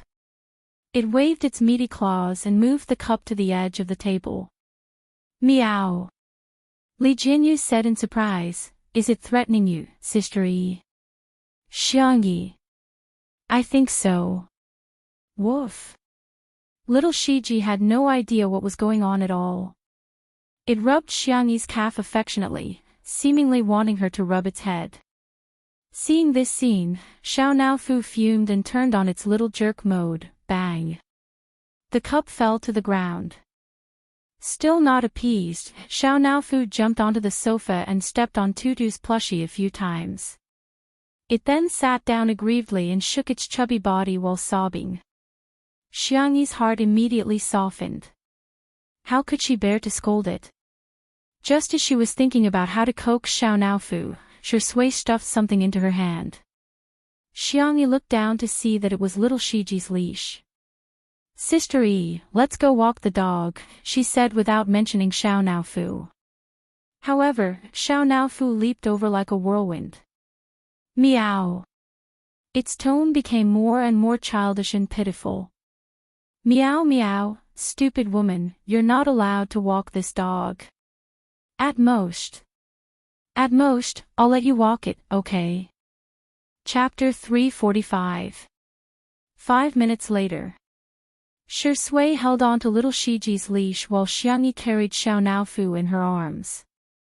The two of them took a stroll in the shade of the garden. Xiao Naofu rested its meaty paws on Xiangyi's shoulder and gave little Shiji a smug look. Little Shiji barked foolishly. Woof. Xiao Naofu humphed. It then glanced at Shui smugly. A dog-like man walking a dog. What a perfect match. Shui raised her eyebrows with a look that seemed to be saying, I advise you not to be so arrogant. Xiao Naofu was speechless. I'm scared. It hugged Xiangyi tightly and said in a childish voice, Meow. Xiangyi said helplessly, Xiao Naofu, how many meals do you eat a day at Fourth Brother's place? It had only been a few days and it had obviously gained weight. Xiao Naofu felt extremely guilty. Well, I just have 3 meals a day plus canned food, dried meat, dried fish, nutrition cream, hair removal cream, and some snacks, Shui said. Actually, I have a way to make Xiao Naofu and little Shiji live in harmony. Xiangyi's eyes lit up. Ha! Shui pushed her glasses up her nose and said with a smile, why don't we send Xiao Naofu away? Xiao Naofu was speechless. Listen, is that even human? Shui winked at Xiangyi. The girl understood and cooperated with him tacitly. I think we should give it to second brother. He'll definitely design a scientific and nutritious meal plan. It'll be just nice for Xiao Naofu to lose weight. Second brother, isn't that the devil Xiangli? If I go, won't I be taken to be sterilized? Xiao Naofu panicked. Meow, I don't want to go to second brother's place. Shui said nonchalantly, little Shiji is so obedient and eats so little. It can even guard the house. Xiao Naofu's ears twitched and it meowed anxiously. Meow, meow, meow. This hoo-hoo can also be obedient. I can also be obedient. I can also eat less. As for guarding the house, it also can. Therefore, in order to express its ferocity, Xiao Naofu made its fiercest expression. Woof woof woof. Xiangyi tried hard to hold back her laughter and quietly mouthed to Shui, is it really okay for us to trick it like this? Shui's expression did not change. Children will only grow up after being beaten up. Little Shiji, woof. His dark eyes were filled with confusion. He seemed to be wondering if Xiao Naofu was his own kind. Shui praised her, well, not bad. She screamed so fiercely that the bad guys must have been scared away. Xiao Naofu was elated by the praise. Woof. Little Shiji responded heartlessly, woof, woof. But in Xiao Naofu's eyes, this dog was provoking it. Roar. Woof woof. Woof. Woof woof woof. Xiangyi couldn't help but turn her face away and laugh. Not far away, Li Jinyu was squatting on the steps, completely convinced. Daddy, sure, even a dog isn't as good as you. He looked at the screen of his cell phone, feeling very vexed. Just a few minutes ago, Li Jinyu received a message from his friend, saying that Meow TV's live stream program, Eating Well for All 3 Meals, was also going to premiere in a primetime slot on the satellite channel. The format of Eating Well for All 3 Meals was a complete copy of Two Under One Roof, which was already enough to make Li Jinyu feel frustrated. Now that one of them was going to premiere online and the other on a satellite channel, he felt even more upset. Although the television industry was declining and there hadn't been a variety show that broke the 2% rating for a long time, broadcasting on television meant that it had a greater influence and a wider audience. Chapter 346. On the other hand, if Two Under One Roof was only broadcasted on the internet, the audience would still be mostly young people. At present, Two Under One Roof was far ahead of the rest in terms of viewership ratings. However, if one day, the popularity of Eating Well for All 3 Meals increased, perhaps Li Gue would become Li Kue in the eyes of the public. Are the efforts of the production team, Shui, and Sistery going to go down the drain just like that? On Friday, the thing that Li Jinyu was most worried about happened. Eating Well for All 3 Meals premiered on Meow TV and other major online platforms during the primetime slot at 8 o'clock. Due to the novel theme, Shui, who was a martial arts star, and Jiang Yun, who was a famous singer with countless hit songs, the viewership ratings exceeded 1.8% within 10 minutes of the broadcast. This was almost the highest viewership ratings for a domestic variety show in the past 3 years. In terms of online viewership, Eating Well for All 3 Meals was also ahead of Two Under One Roof, and the gap between them seemed to be widening. Gradually, some negative comments began to appear on the internet. Eating Well for All 3 Meals is so interesting. I strongly recommend it, but what the hell is Two Under One Roof? Is it plagiarism? Meow TV is awesome. This is the first time that our whole family can watch a variety show together. Two Under One Roof is so disgusting. They're just following the trend. Shui and Jiang Yun have been married for so many years, but they're still so sweet. This is what love looks like at its best. Previously, Shui and Xiangyi were all the talk about being a couple every day. I just want to say that what's fake can't be real, and what's real can't be fake. When Li Jinyu saw these comments, he was so angry that he almost smashed his cell phone. Admittedly, he knew that Meow TV must have done something, such as hiring fake reviewers to spread rumors, but there were even more people who began to criticize Two Under One Roof without knowing the truth at all. Li Jinyu looked at Xiangyi, who was cooking in the kitchen. The girl's hair was tied into a bun, and her movements were neat and tidy. Shui, who was beside her, although one of her arms was injured, she was still helping out, such as passing things or interacting with the netizens. In fact, it was very tiring to do a live broadcast every day, and the duration had long exceeded the original contract they had signed. However, Shui and Xiangyi had never complained, and the staff of the program were also holding their breaths. They wanted to turn Two Under One Roof into the most popular variety show of the summer. But, what should he do now? Li Jianyu was at a loss. It wasn't that he hadn't thought of having Two Under One Roof broadcast on TV, but he had been working at Meow TV for so many years, so his connections were limited. He was just a variety show director, and he didn't have much say in it. The higher-ups of other satellite TV stations were not people he could come into contact with. Not good, Director Li. The assistant ran over in a low voice and showed him the comments in the live broadcast room. Li Jianyu's expression changed drastically. Is this the show that plagiarized eating well for all 3 meals? Jiang Yun her is cooking and you're cooking too. Have some shame. Shui originally had a good impression of him, but I didn't expect him to have no bottom line. He's really willing to do anything for money. I'm dying of laughter.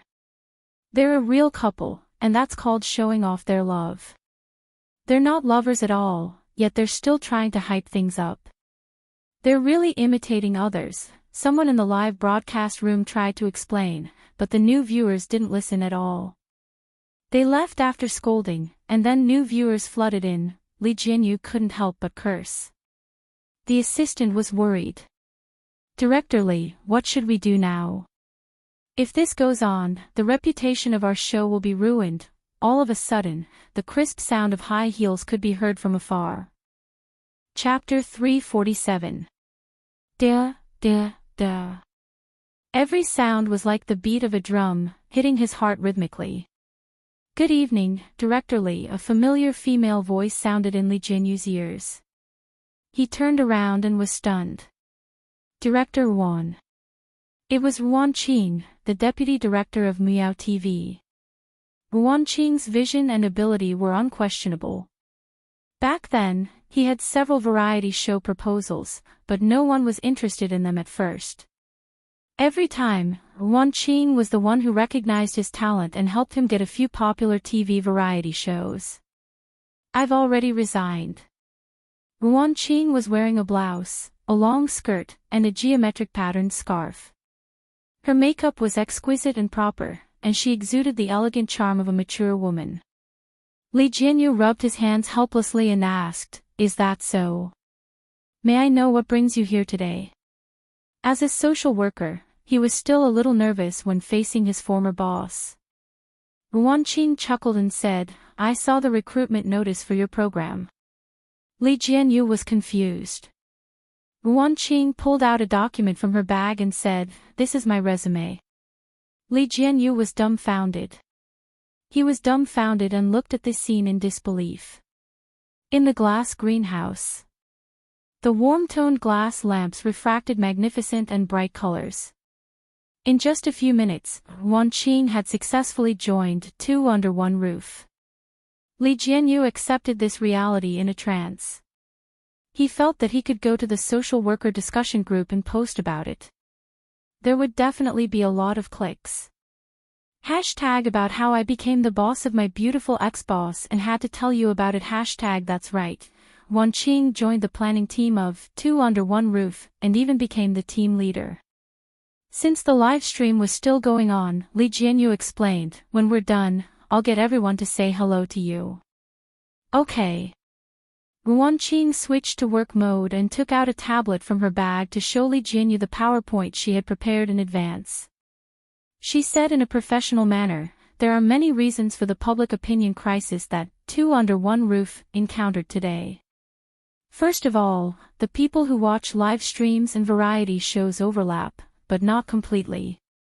At present, live streams and variety shows account for half of the video entertainment industry in our country.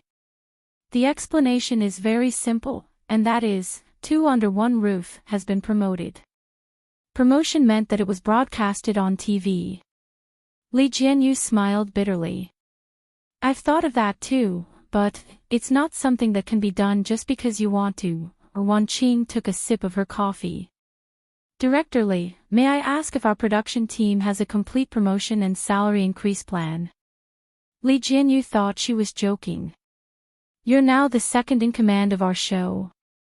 If you get promoted again, you'll be the first in command." Ruan Qing, "I think it's fine." Li Jianyu was confused. What about me? I'll be the first in command and you'll be the second in command. Li Jianyu, Xiao Ruan, you're too funny, ha ha ha ha. As he laughed, he felt that something was amiss and said weakly, you can't be serious, right? Ruan Qing smiled. With the broadcast of the television version of Eating Well for All 3 Meals, there were more and more comments mocking two under one roof on the internet. TSK, the online premiere of Eating Well for All 3 Meals, has already exceeded 18 million views. Two Under One Roof only has 50 million views. What a joke. When Shi Sui was still a newbie, she spoke rudely to our best actor Zhua. She's a junior who doesn't know how to be polite. Sooner or later, she'll be beaten up. What live stream has more than 10 million online viewers? I think half of them are just rubbish. If it's really that impressive, how can it be an online variety show? Chapter 348. People tend to have preconceived notions. Now that everyone saw Eating Well for All 3 Meals on TV, they naturally thought that Eating Well for All 3 Meals was the real thing and Two Under One Roof was a fake. As for which variety show aired first and whose idea came first, they didn't even bother to check at all and simply began to criticize. Shui Yi's fans, in particular, had been clinging on to Shi Sui. When Shi Sui first debuted, she had collaborated with Shui Yi in a movie and it was revealed that a newcomer had spoken rudely to a senior and was suspected of being arrogant. Later, Shui Yi won double Best Actor awards and kept mocking Shi Sui about it. However, later on, Shi Sui won triple Best Actor awards and was the youngest person in the entertainment industry to win the Grand Slam Best Actor awards. Hence, Shui Yi's fans didn't dare to criticize her. Until today, this old grudge was brought up again. At 9:00, the live stream ended. Li Jinyu gathered the staff in the yard and introduced Ruan Qing to everyone. This is Sister Ruan, my boss. Everyone was dumbfounded. Ha! Director Li's boss. Li Jinyu said bitterly, in short, Sister Ruan is now in charge of the planning and public relations of our program. You just have to remember that she's the boss of our program. He felt that this title would also go viral on the social media forum. #Hello everyone, I'm the boss. I found myself a boss. Although everyone was dumbfounded, they still greeted Ruan Qing in a friendly and obsequious manner. Hello, Sister Ruan. Sister Ruan, when can we get a raise? Sister Ruan, I want to report Director Li and old Zhang for secretly eating chicken. Most of the people in the program were young people. Although life was a little tough, everyone had something to aspire to and the atmosphere was particularly good. Ruan Qing naturally had no problem dealing with such a situation. However, she was used to the scheming in Miao TV, but in the face of such simple and pure enthusiasm, she was at a loss for what to do. Do you want to have supper? At the door of the villa, Xiangyi poked her head out and asked. I cooked some preserved egg and lean meat porridge. Everyone was eager to eat and looked at Ruan Qing eagerly. Ruan Qing didn't put on airs and said with a smile, go ahead. Everyone cheered in unison and swarmed into the kitchen. After a while, Xiangyi came out with porridge and side dishes. Shi Sui was with her. Shi Sui had dealt with Ruan Qing before, so she took the initiative to greet her. Sister Ruan. Ruan Qing nodded in acknowledgement, and her gaze shifted to Xiangyi. The girl's temperament was calm, and her dimples were shallow when she smiled. Hello, Sister Ruan. Hello, Miss Yang. Xiangyi asked, do you want to try supper? Ruan Qing, then I'm in for a treat. They sat down in the pavilion. Ruan Qing tasted the porridge and suddenly paused. She seemed to have understood something. Xiangyi's cooking was indeed delicious. But, apart from that, there was something else. It was an irresistible warmth. Perhaps coming here was the right choice. 10 minutes later. The haters were flaming two under one roof the most. The official Weibo account of Enchanting TV suddenly posted a Weibo post. Enchanting TV v. Tomorrow night at 8:00 p.m. on Saturday, stay tuned to Enchanting TV to watch the first episode of the first season of the first domestic live streaming variety show. Be there or be square. The official Weibo account of Two Under One Roof immediately reposted the Weibo post, causing a huge uproar online. What the heck? Who's laughing at Two Under One Roof? Does your face hurt? Enchanting TV is an official TV channel. Oh, this is amazing. Chapter 349. Hahaha, this YWLR fan is proud and elated. No matter how awesome Meow TV is, it's just a local TV station. Enchanting TV is an official TV station. This is the prestige. In the Meow TV group chat. After Enchanting Satellite TV posted that Weibo, the group immediately held a video conference. The station head flew into a rage. What the hell is going on? Why would Enchanting join Two Under One Roof? How did Two Under One Roof get Enchanting Satellite TV's resources? For a moment, no one dared to speak. After a long silence, someone said in a low voice, I heard that Enchanting has been in contact with people from Enchanting Satellite TV recently. I heard about it too. When the station head heard this, he almost died from anger. Then why didn't you say so earlier? Of course, they all felt that Enchanting was just a woman. What could she do? That was an official satellite TV station. Would they care about a woman like her? They thought that Enchanting at most wanted to work in Enchanting Satellite TV and be a small leader. Who would have thought that she actually reached a cooperation with Enchanting Satellite TV? Eating well for all 3 meals was never as popular as Two Under One Roof. Even if their production team had arranged all kinds of scripts for Joy-E and Jung-Yoon to show off their love, quarrel, and fight with the guests, the number of viewers would never exceed 10 million. The popularity of the last live variety show, Heartbeat, had plummeted. It was only supported by the die-hard fans of the guests. The sponsors were all eager to get back their previous investments, let alone increase their investment. Now, it was all thanks to Meow TV. Now that they had finally come up with a plan to snipe Two Under One Roof, they had to take advantage of the premiere of Two Under One Roof on the internet. They had to do a TV and online premiere, then fight a war of public opinion and try to steal the popularity of Two Under One Roof. As a result, Two Under One Roof was about to be broadcast on TV as well. Enchanting Satellite TV, one level higher than Meow Satellite TV. The station head was furious. Trash. A bunch of trash. You can't even compare to a woman. There was dead silence in the video conference. No one dared to say that the station head was the one who forced that woman to leave. Meow TV suffered the consequences of their own actions, and Joye's fans were also rebuked by the Shui sisters. Youngest Grand Slam Best Actor Sui Suazi Heartsuit Viewership Record Holder Television Emperor Sui Suazi Heartsuit Light of Acting Sui Suazi Heartsuit First Class Business Sui Suazi Heartsuit, acting like a big shot.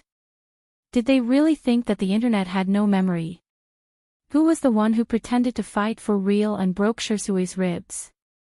Back then, Shui left his image as a single male god.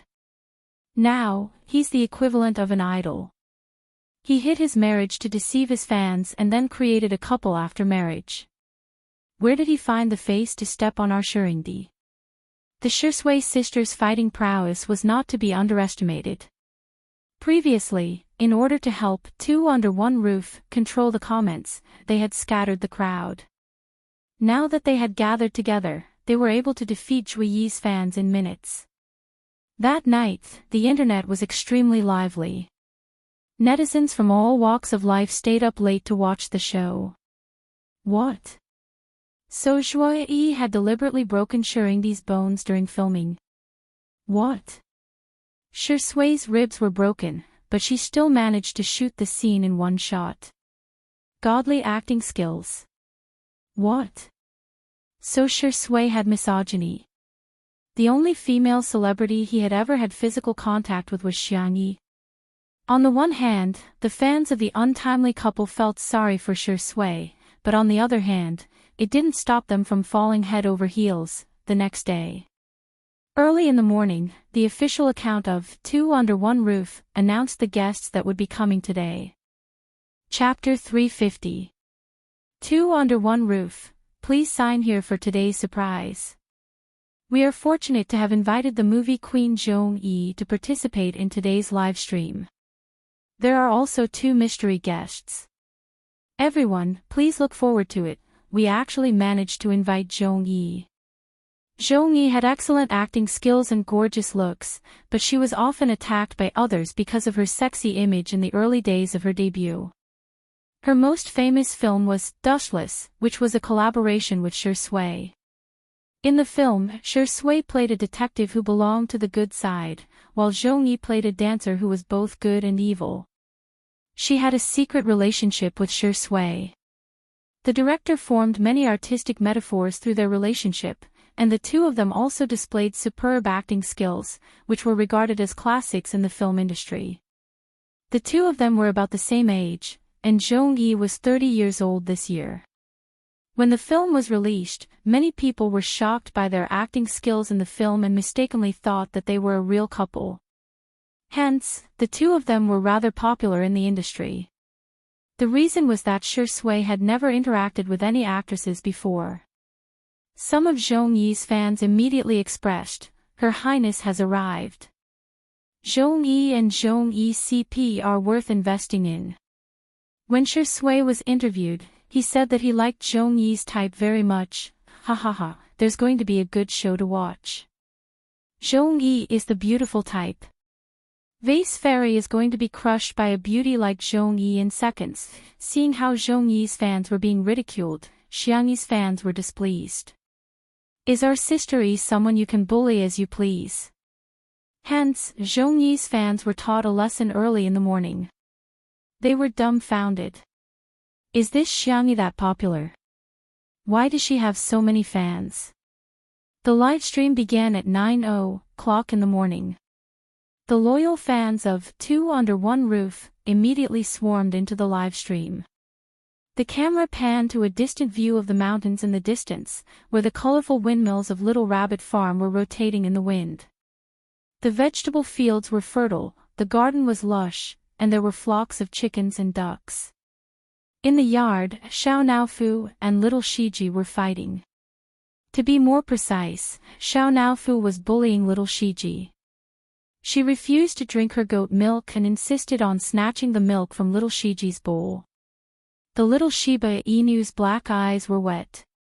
It didn't fight back even after being hit a few times by Xiao Naofu's fleshy paws.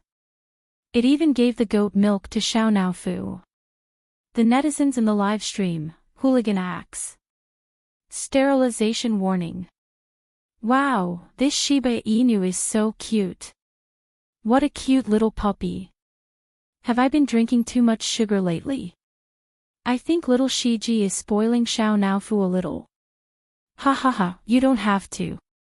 I saw the staff post yesterday. Although the two of them are of different species, they are of the same gender. Nothing good will happen if they get together.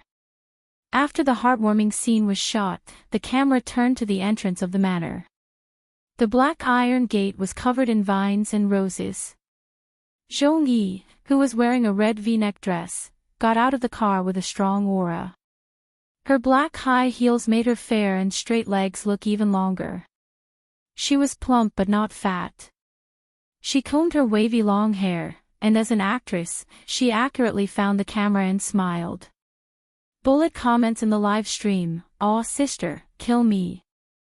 Zhong-yi's smile is so enchanting that it makes all the beauties pale in comparison. Zhong-yi is such a queen. I finally get the charm of a 30-year-old sister.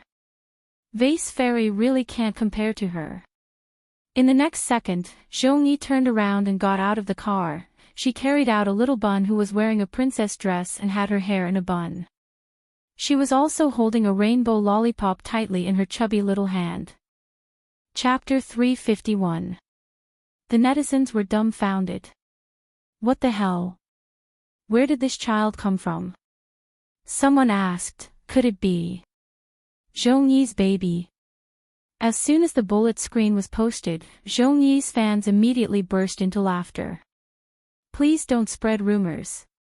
You can eat whatever you want, but you can't say whatever you want. Smile, how did you know?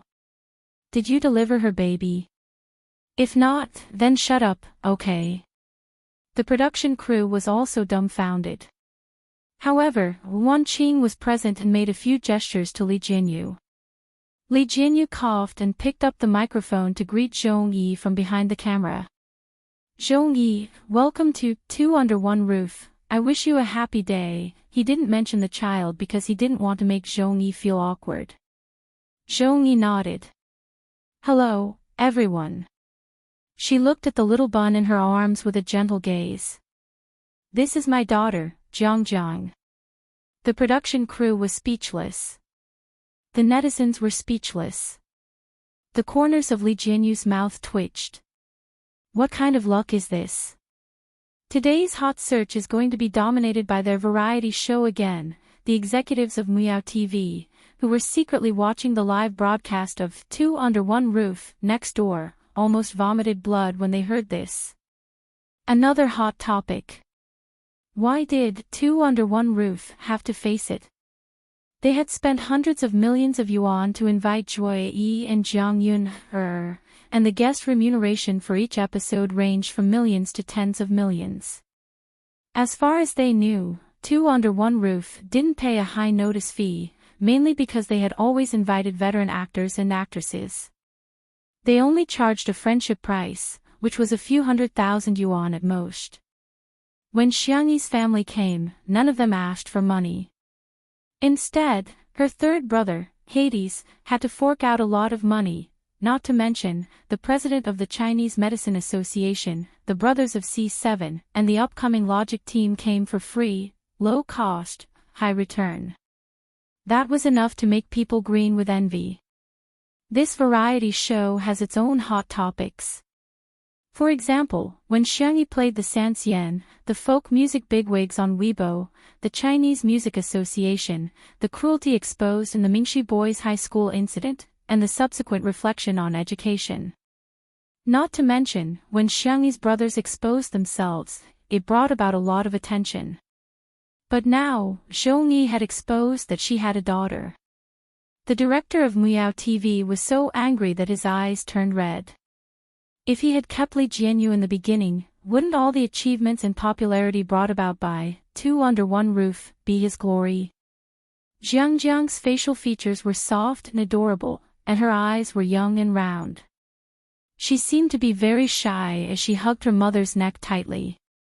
Zhongyi asked her to greet the others, but she didn't say a word.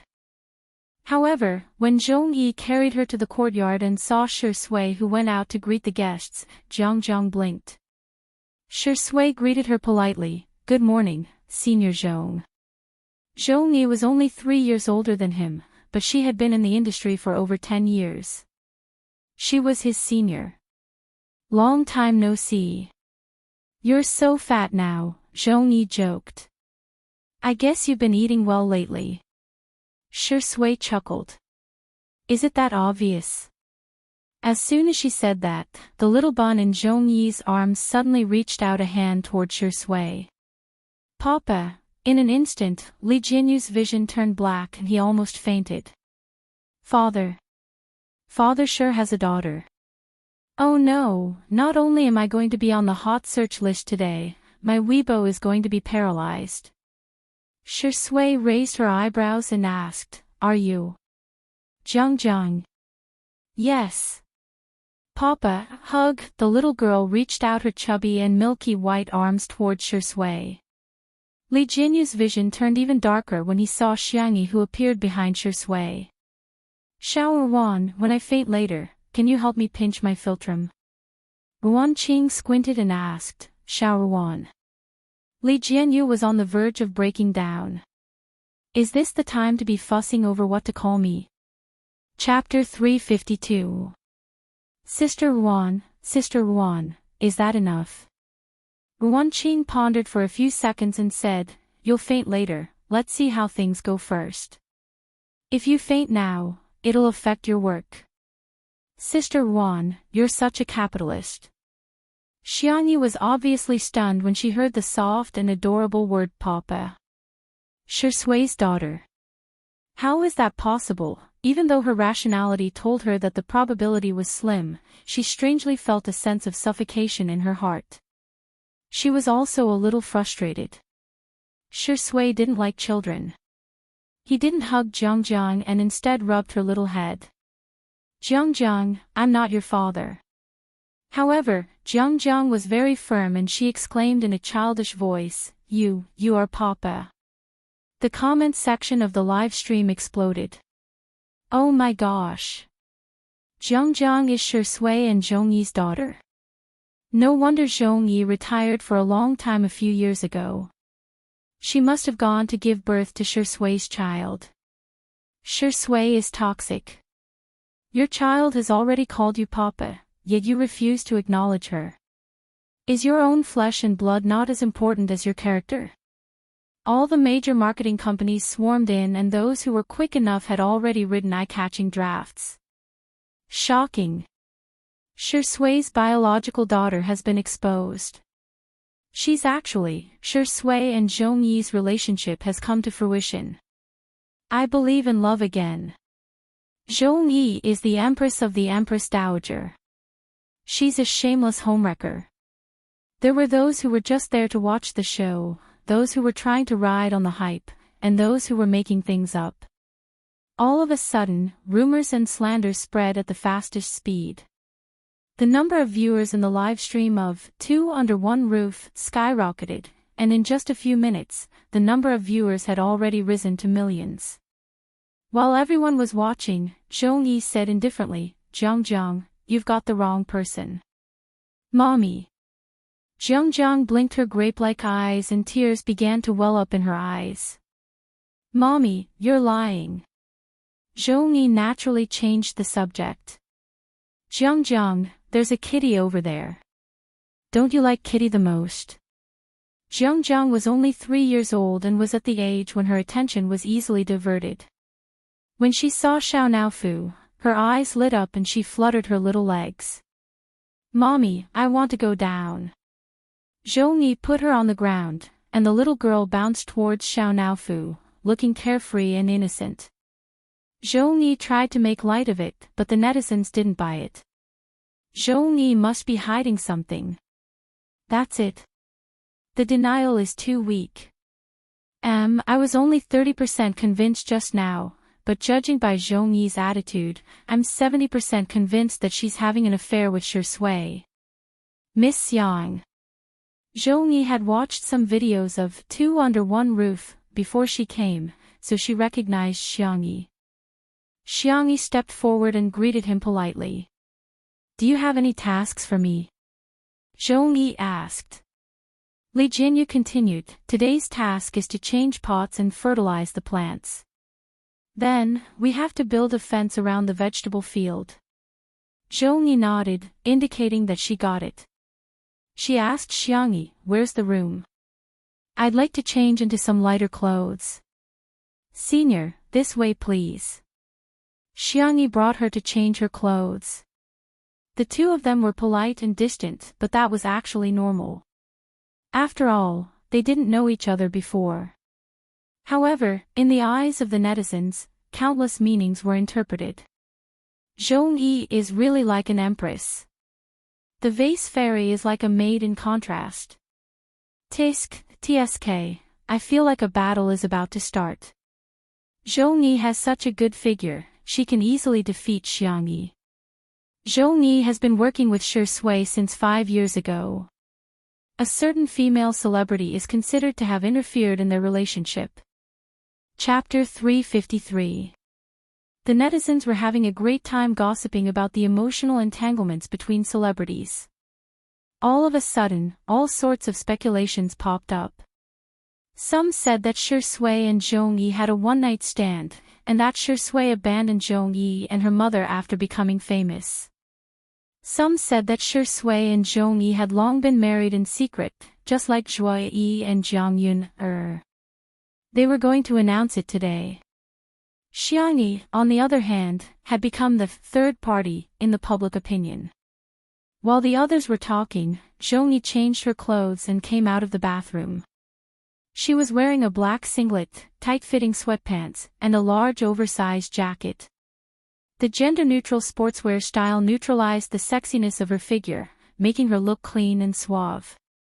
Zhongyi's fans immediately started praising her, and they didn't forget to criticize Xiangyi. Sister looks so beautiful in sportswear. Best actress Zhongyi. Movie queen who can charm and defeat. Sister's figure is really like the ceiling of female celebrities. Vase fairy, who relies on her face to make a living, stand back. In the next second, Xiangyi also appeared in front of the camera. She didn't change out of her clothes and simply took off her cute apron. Inside, she was wearing a blue short-sleeved shirt with a few daisies dotted on her chest. She was also wearing a pair of high-waisted, wide-legged pants that accentuated her long legs and slender waist. His outfit was simple, languid, and casual, but it made it impossible for one to look away. The comments in the live stream seemed to have lagged, and it took a few seconds for the comments to be refreshed. I have a similar short-sleeved shirt. So the daisies on her chest look like they're in full bloom. To be honest, I don't usually think that Xiangyi is very good-looking, but when I compare her to Zhongyi, I realize that she's really beautiful. I'm dying of laughter. Is this your first day surfing the internet? Do you really think anyone can be called a vase fairy? The word vase is enough to prove that she's worth it. Coincidentally, Xiangyi and Zhongyi were in the same frame. There was only hurt when there was a comparison. Zhongyi's fans realized that Xiangyi seemed to be fairer, slimmer, and her breasts. F***CK. What the hell did you eat when you were growing up? Xiangyi demonstrated it once. She just took out the plants and soil from the flower pot and put them into a bigger flower pot. She then added nutritious soil and slow-release fertilizer. You can put some of these insecticides into the soil to prevent pests from appearing. For slow-release fertilizer, just sprinkle it around like this. Xiangyi explained the steps very patiently. Some netizens noticed that the pots of flowers she gave to Zhongyi were all small and light, while the ones she gave to Zhongyi were bigger. Someone praised, "Sister E is really gentle. Love. There were also people who scolded, "Isn't he just trying to perform in front of the camera? Prove that you're doing more work than Zhongyi, scheming woman." When Xiangyi got up to pick up a pot of flowers from the flower rack, her short sleeves rolled up along with her movements, revealing her slender waist and skin that was glowing under the sunlight. Suddenly, the atmosphere in the comment section of the live stream changed. Sister Yi's back isn't a back, it's a Bulgarian rose. Sister Yi's waist isn't a waist, it's a deadly scimitar. Hurry up and block Xiangyi's view.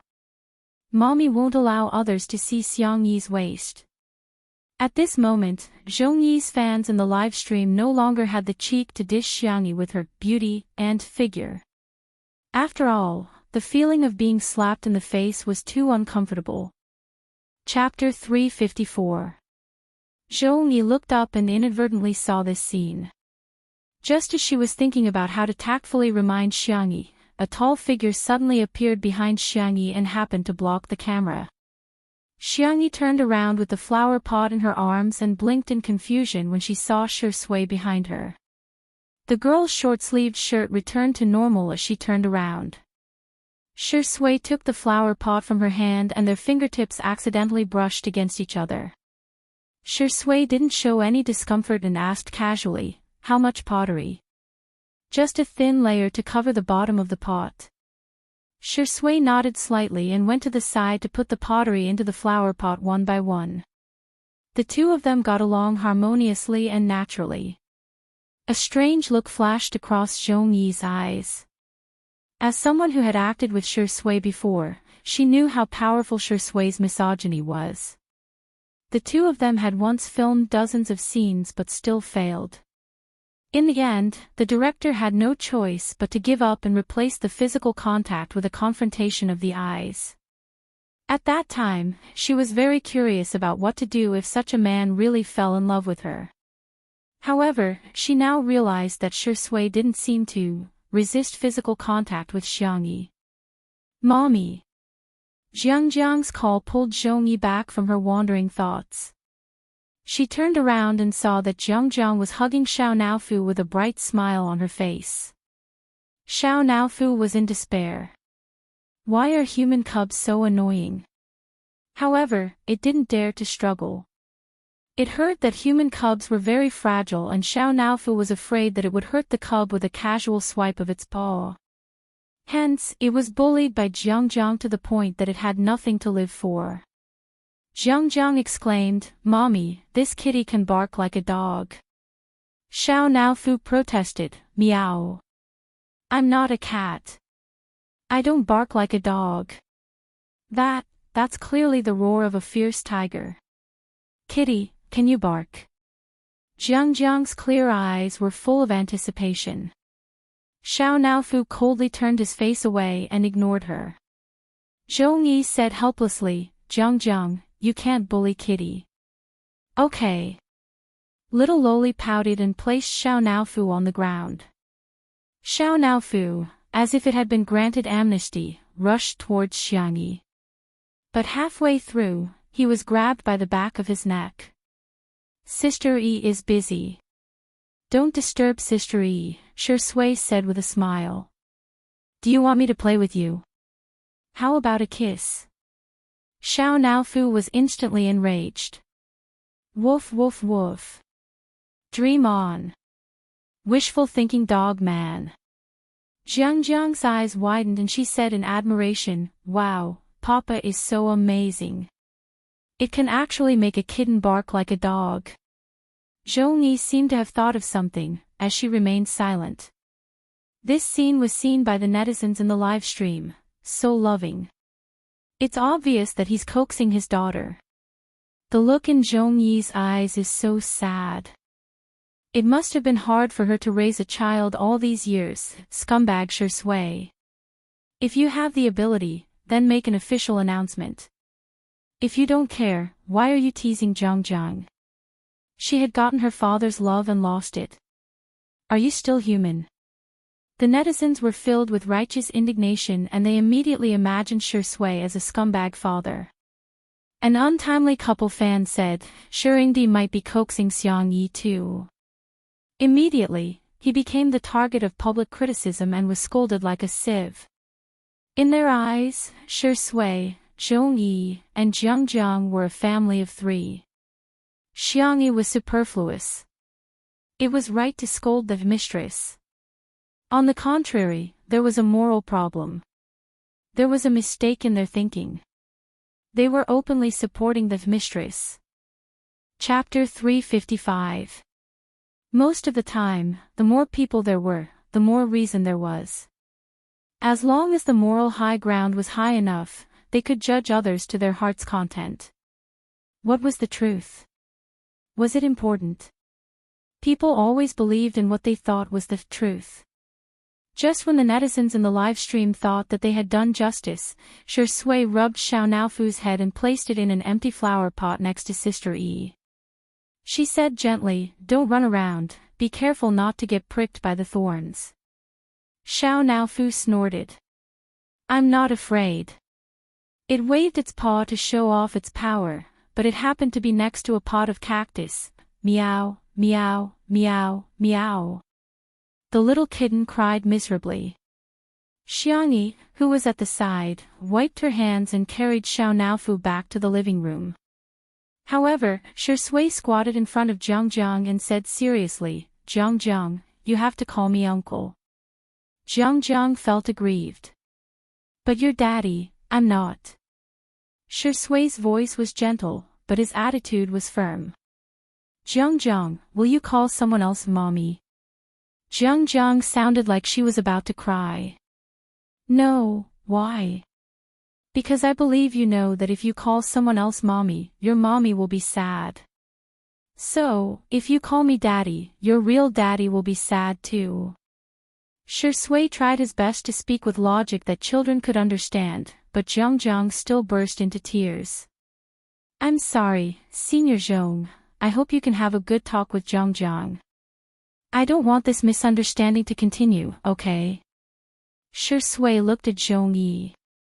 Zhong Yi's lips curled into a bitter smile.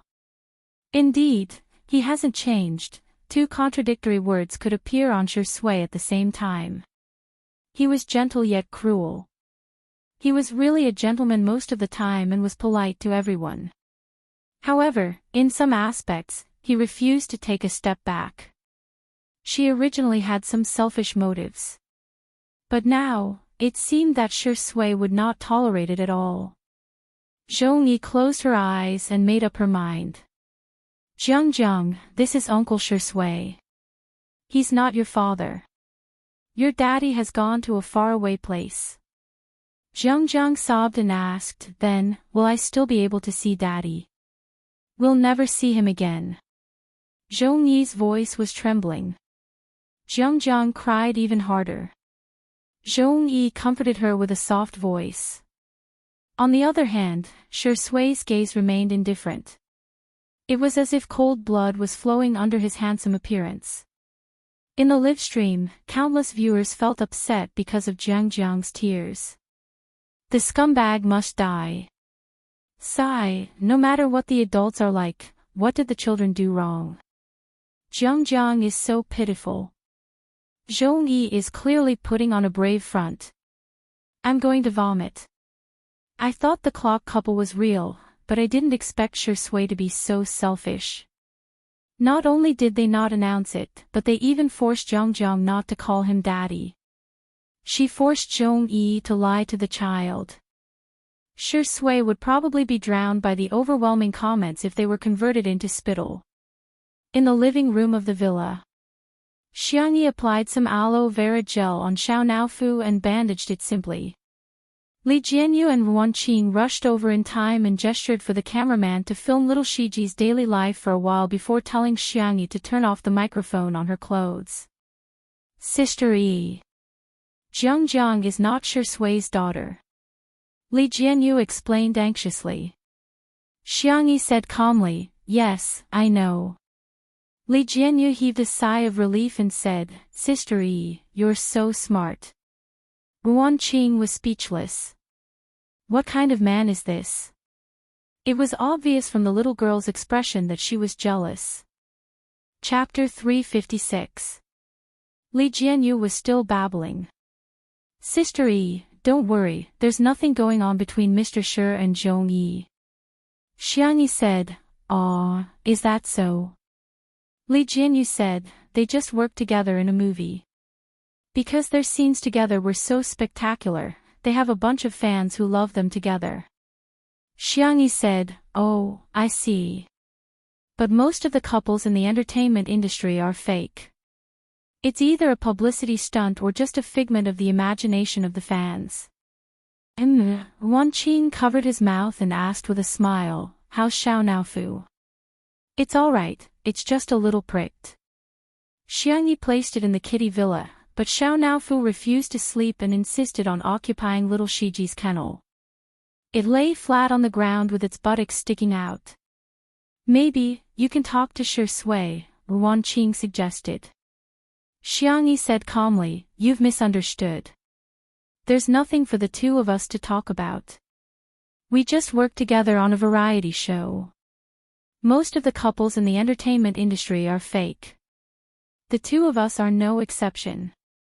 Ruan Qing coughed, wanting to remind her that Shui was right behind her. However, Xiangyi was still calmly narrating. We're not a real couple.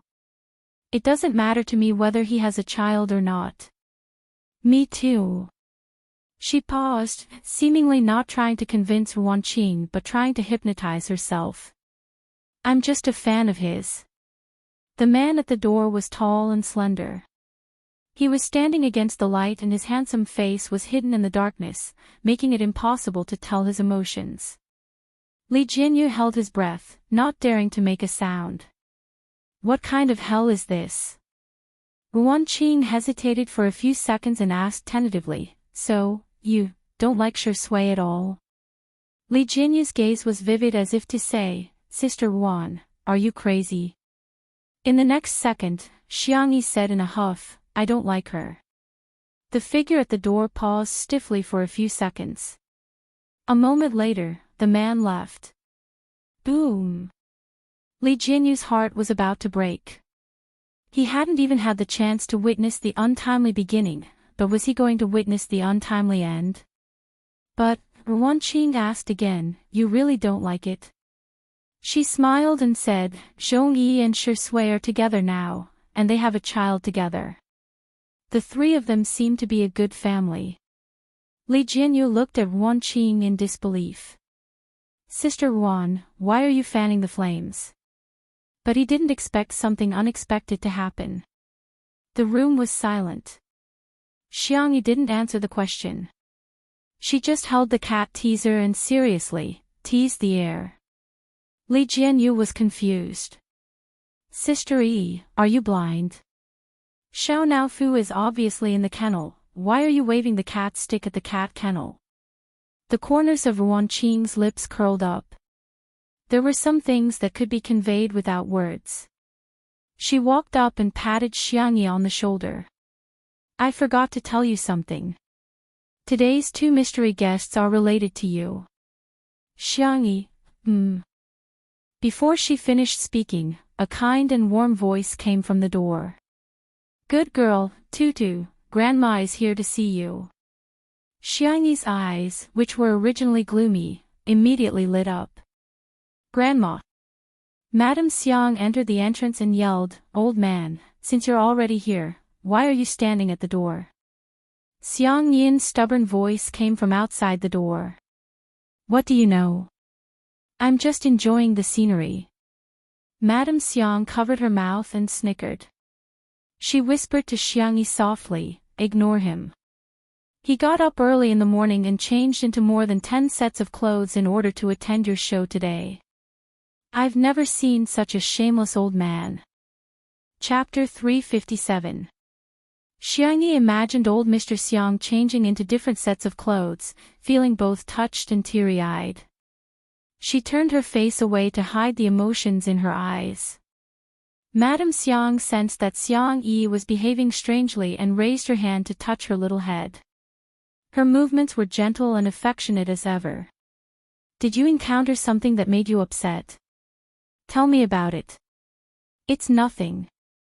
You can lie to others, but you can't lie to Grandma. Madame Xiang coaxed. If you have any grievances, feel free to tell me. Grandpa and Grandma are here to support my dear Tutu. Although Xiang Yin was pacing back and forth outside the door, he kept peeking into the living room from time to time. When he saw the door, he barked angrily, which blind fool bullied you? Xiangyi sniffed and said, it's really nothing. She was not afraid of being wronged. She was afraid that her family would show her concern after she was wronged. Madame Xiang said in displeasure, what are you yelling for? Are you trying to show off your loud voice? Don't scare my dear Tutu. Xiang Yin was speechless. He gritted his teeth and lowered his voice. Have you forgotten what I taught you when you were a child? If you encounter anything, you must tell your family as soon as possible. The Xiang family taught their children from a young age that their family would always be their strongest support. Hence, the children of the Xiang family were known for being united and the elders were also known for being protective.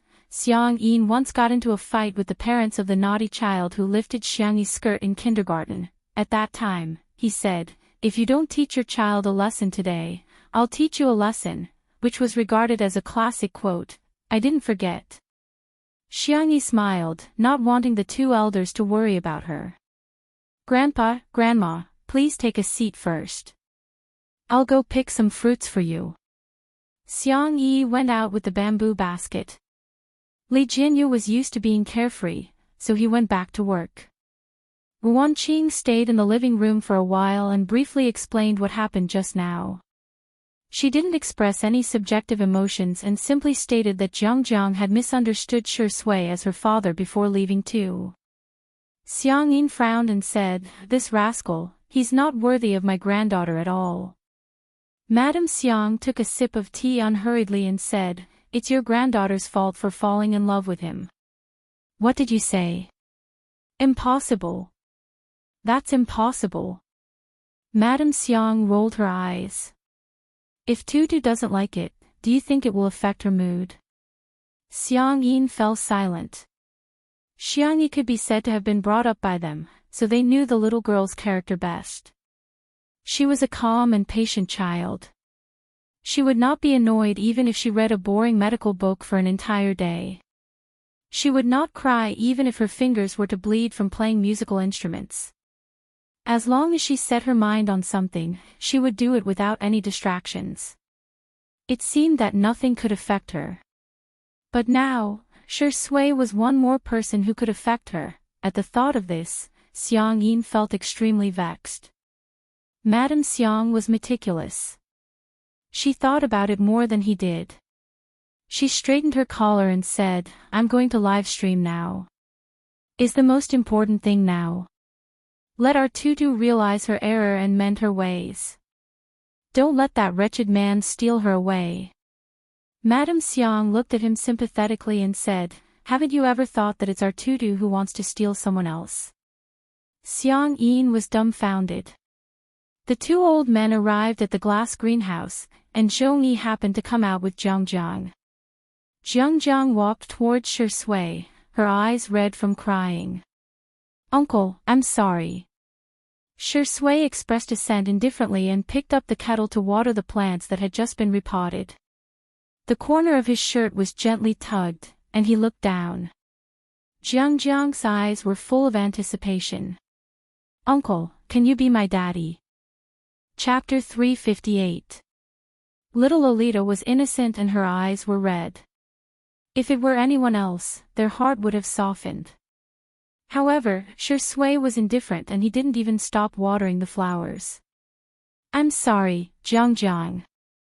Shui didn't say anything else, but Jiang had already understood what he meant. Tears welled up in her big, black grape-like eyes and she slowly let go of the corner of Shui's shirt. The viewers of the livestream broke out into an uproar again because of this scene. "I've never seen such a cold-blooded father. Even if she's not his biological daughter, she's still young. What's wrong with coaxing her?" Madame Xiang stepped forward and comforted her softly. Jiang, do you want some candy?" She took out a toffee aceto from her pocket. Shui was speechless. He suddenly understood why Sister Yi's family gave her candy to coax her. Jiang hesitated for a moment, but in the end, she couldn't resist the temptation of the candy. She took the toffee aceto and said in a soft and tender voice, "Thank you, Grandma." "You're welcome." Madame Xiang was very approachable and she was the kind of grandmother who was especially popular with children. "Jiang, can you tell Grandma why you call this uncle Daddy?" Jiang looked at Shui and then at Zhong Yi. After a while, she said slowly, "Because Mommy showed me a photo of Daddy. Uncle and Daddy look very alike. But just because they look alike doesn't mean that they're the same person, right?" Jiang nodded. Madame Xiang easily dealt with little Lolita and looked up at Shui. "Shui, Grandma watched you grow up and I believe you're a responsible man. Is Jiang your daughter?" The netizens in the live stream immediately perked up. Will the tables turn this time? However, Shui sighed helplessly and said, "Grandma, I've never even had a girlfriend before. How can I have a daughter?" The netizens were flabbergasted. Is this for real? Shui is still denying it. Not far away, Zhong Yi's face turned pale. She pursed her lips and tried to change the subject. "Where's Miss Yang? I want to ask her how much insecticide she put in." Madame Xiang suddenly asked, "Miss Zhong, Forgive me for being nosy, but may I ask if Shui is Zhang Jiang's biological father? Madame Xiang's intuition told her that there was something wrong with Zhong Yi. Her attitude was too vague. This naturally made it easy for people to misunderstand. It was clearly something that could be explained in one sentence, but she kept avoiding the important points and dwelling on the trivial ones. It was inevitable that she would give people space to let their imaginations run wild. The old lady looked elegant and gentle, but in fact, she had a strong vibe. Her eyes seemed to be able to see through people's hearts. Seeing her, Zhong Yi's heart skipped a beat. She clenched her fists and said hoarsely, "Is it that important?" Zhang Jiang misunderstood and her eyes lit up again. "Mommy, are you lying to me? Is uncle an uncle or papa?" This time, before Madame Xiang could say anything, Xiang Yin hollered loudly. "This woman comrade, parents are children's role models. Please teach by example and by word of mouth. Teach your own children well." Zhong Yi's emotions froze. The netizens in the live stream who were enjoying the show were dumbfounded. Did I hear wrongly? Xiang Yin called Zhong Yi a woman, a woman. Someone immediately retorted passionately. "Ha, did he call her a woman? Does he know how to respect women? The old lady is being unreasonable and the old man is being overbearing. This family is so ill-mannered. The bad guys have really aged. For the sake of their granddaughter, they're hurting others so brazenly."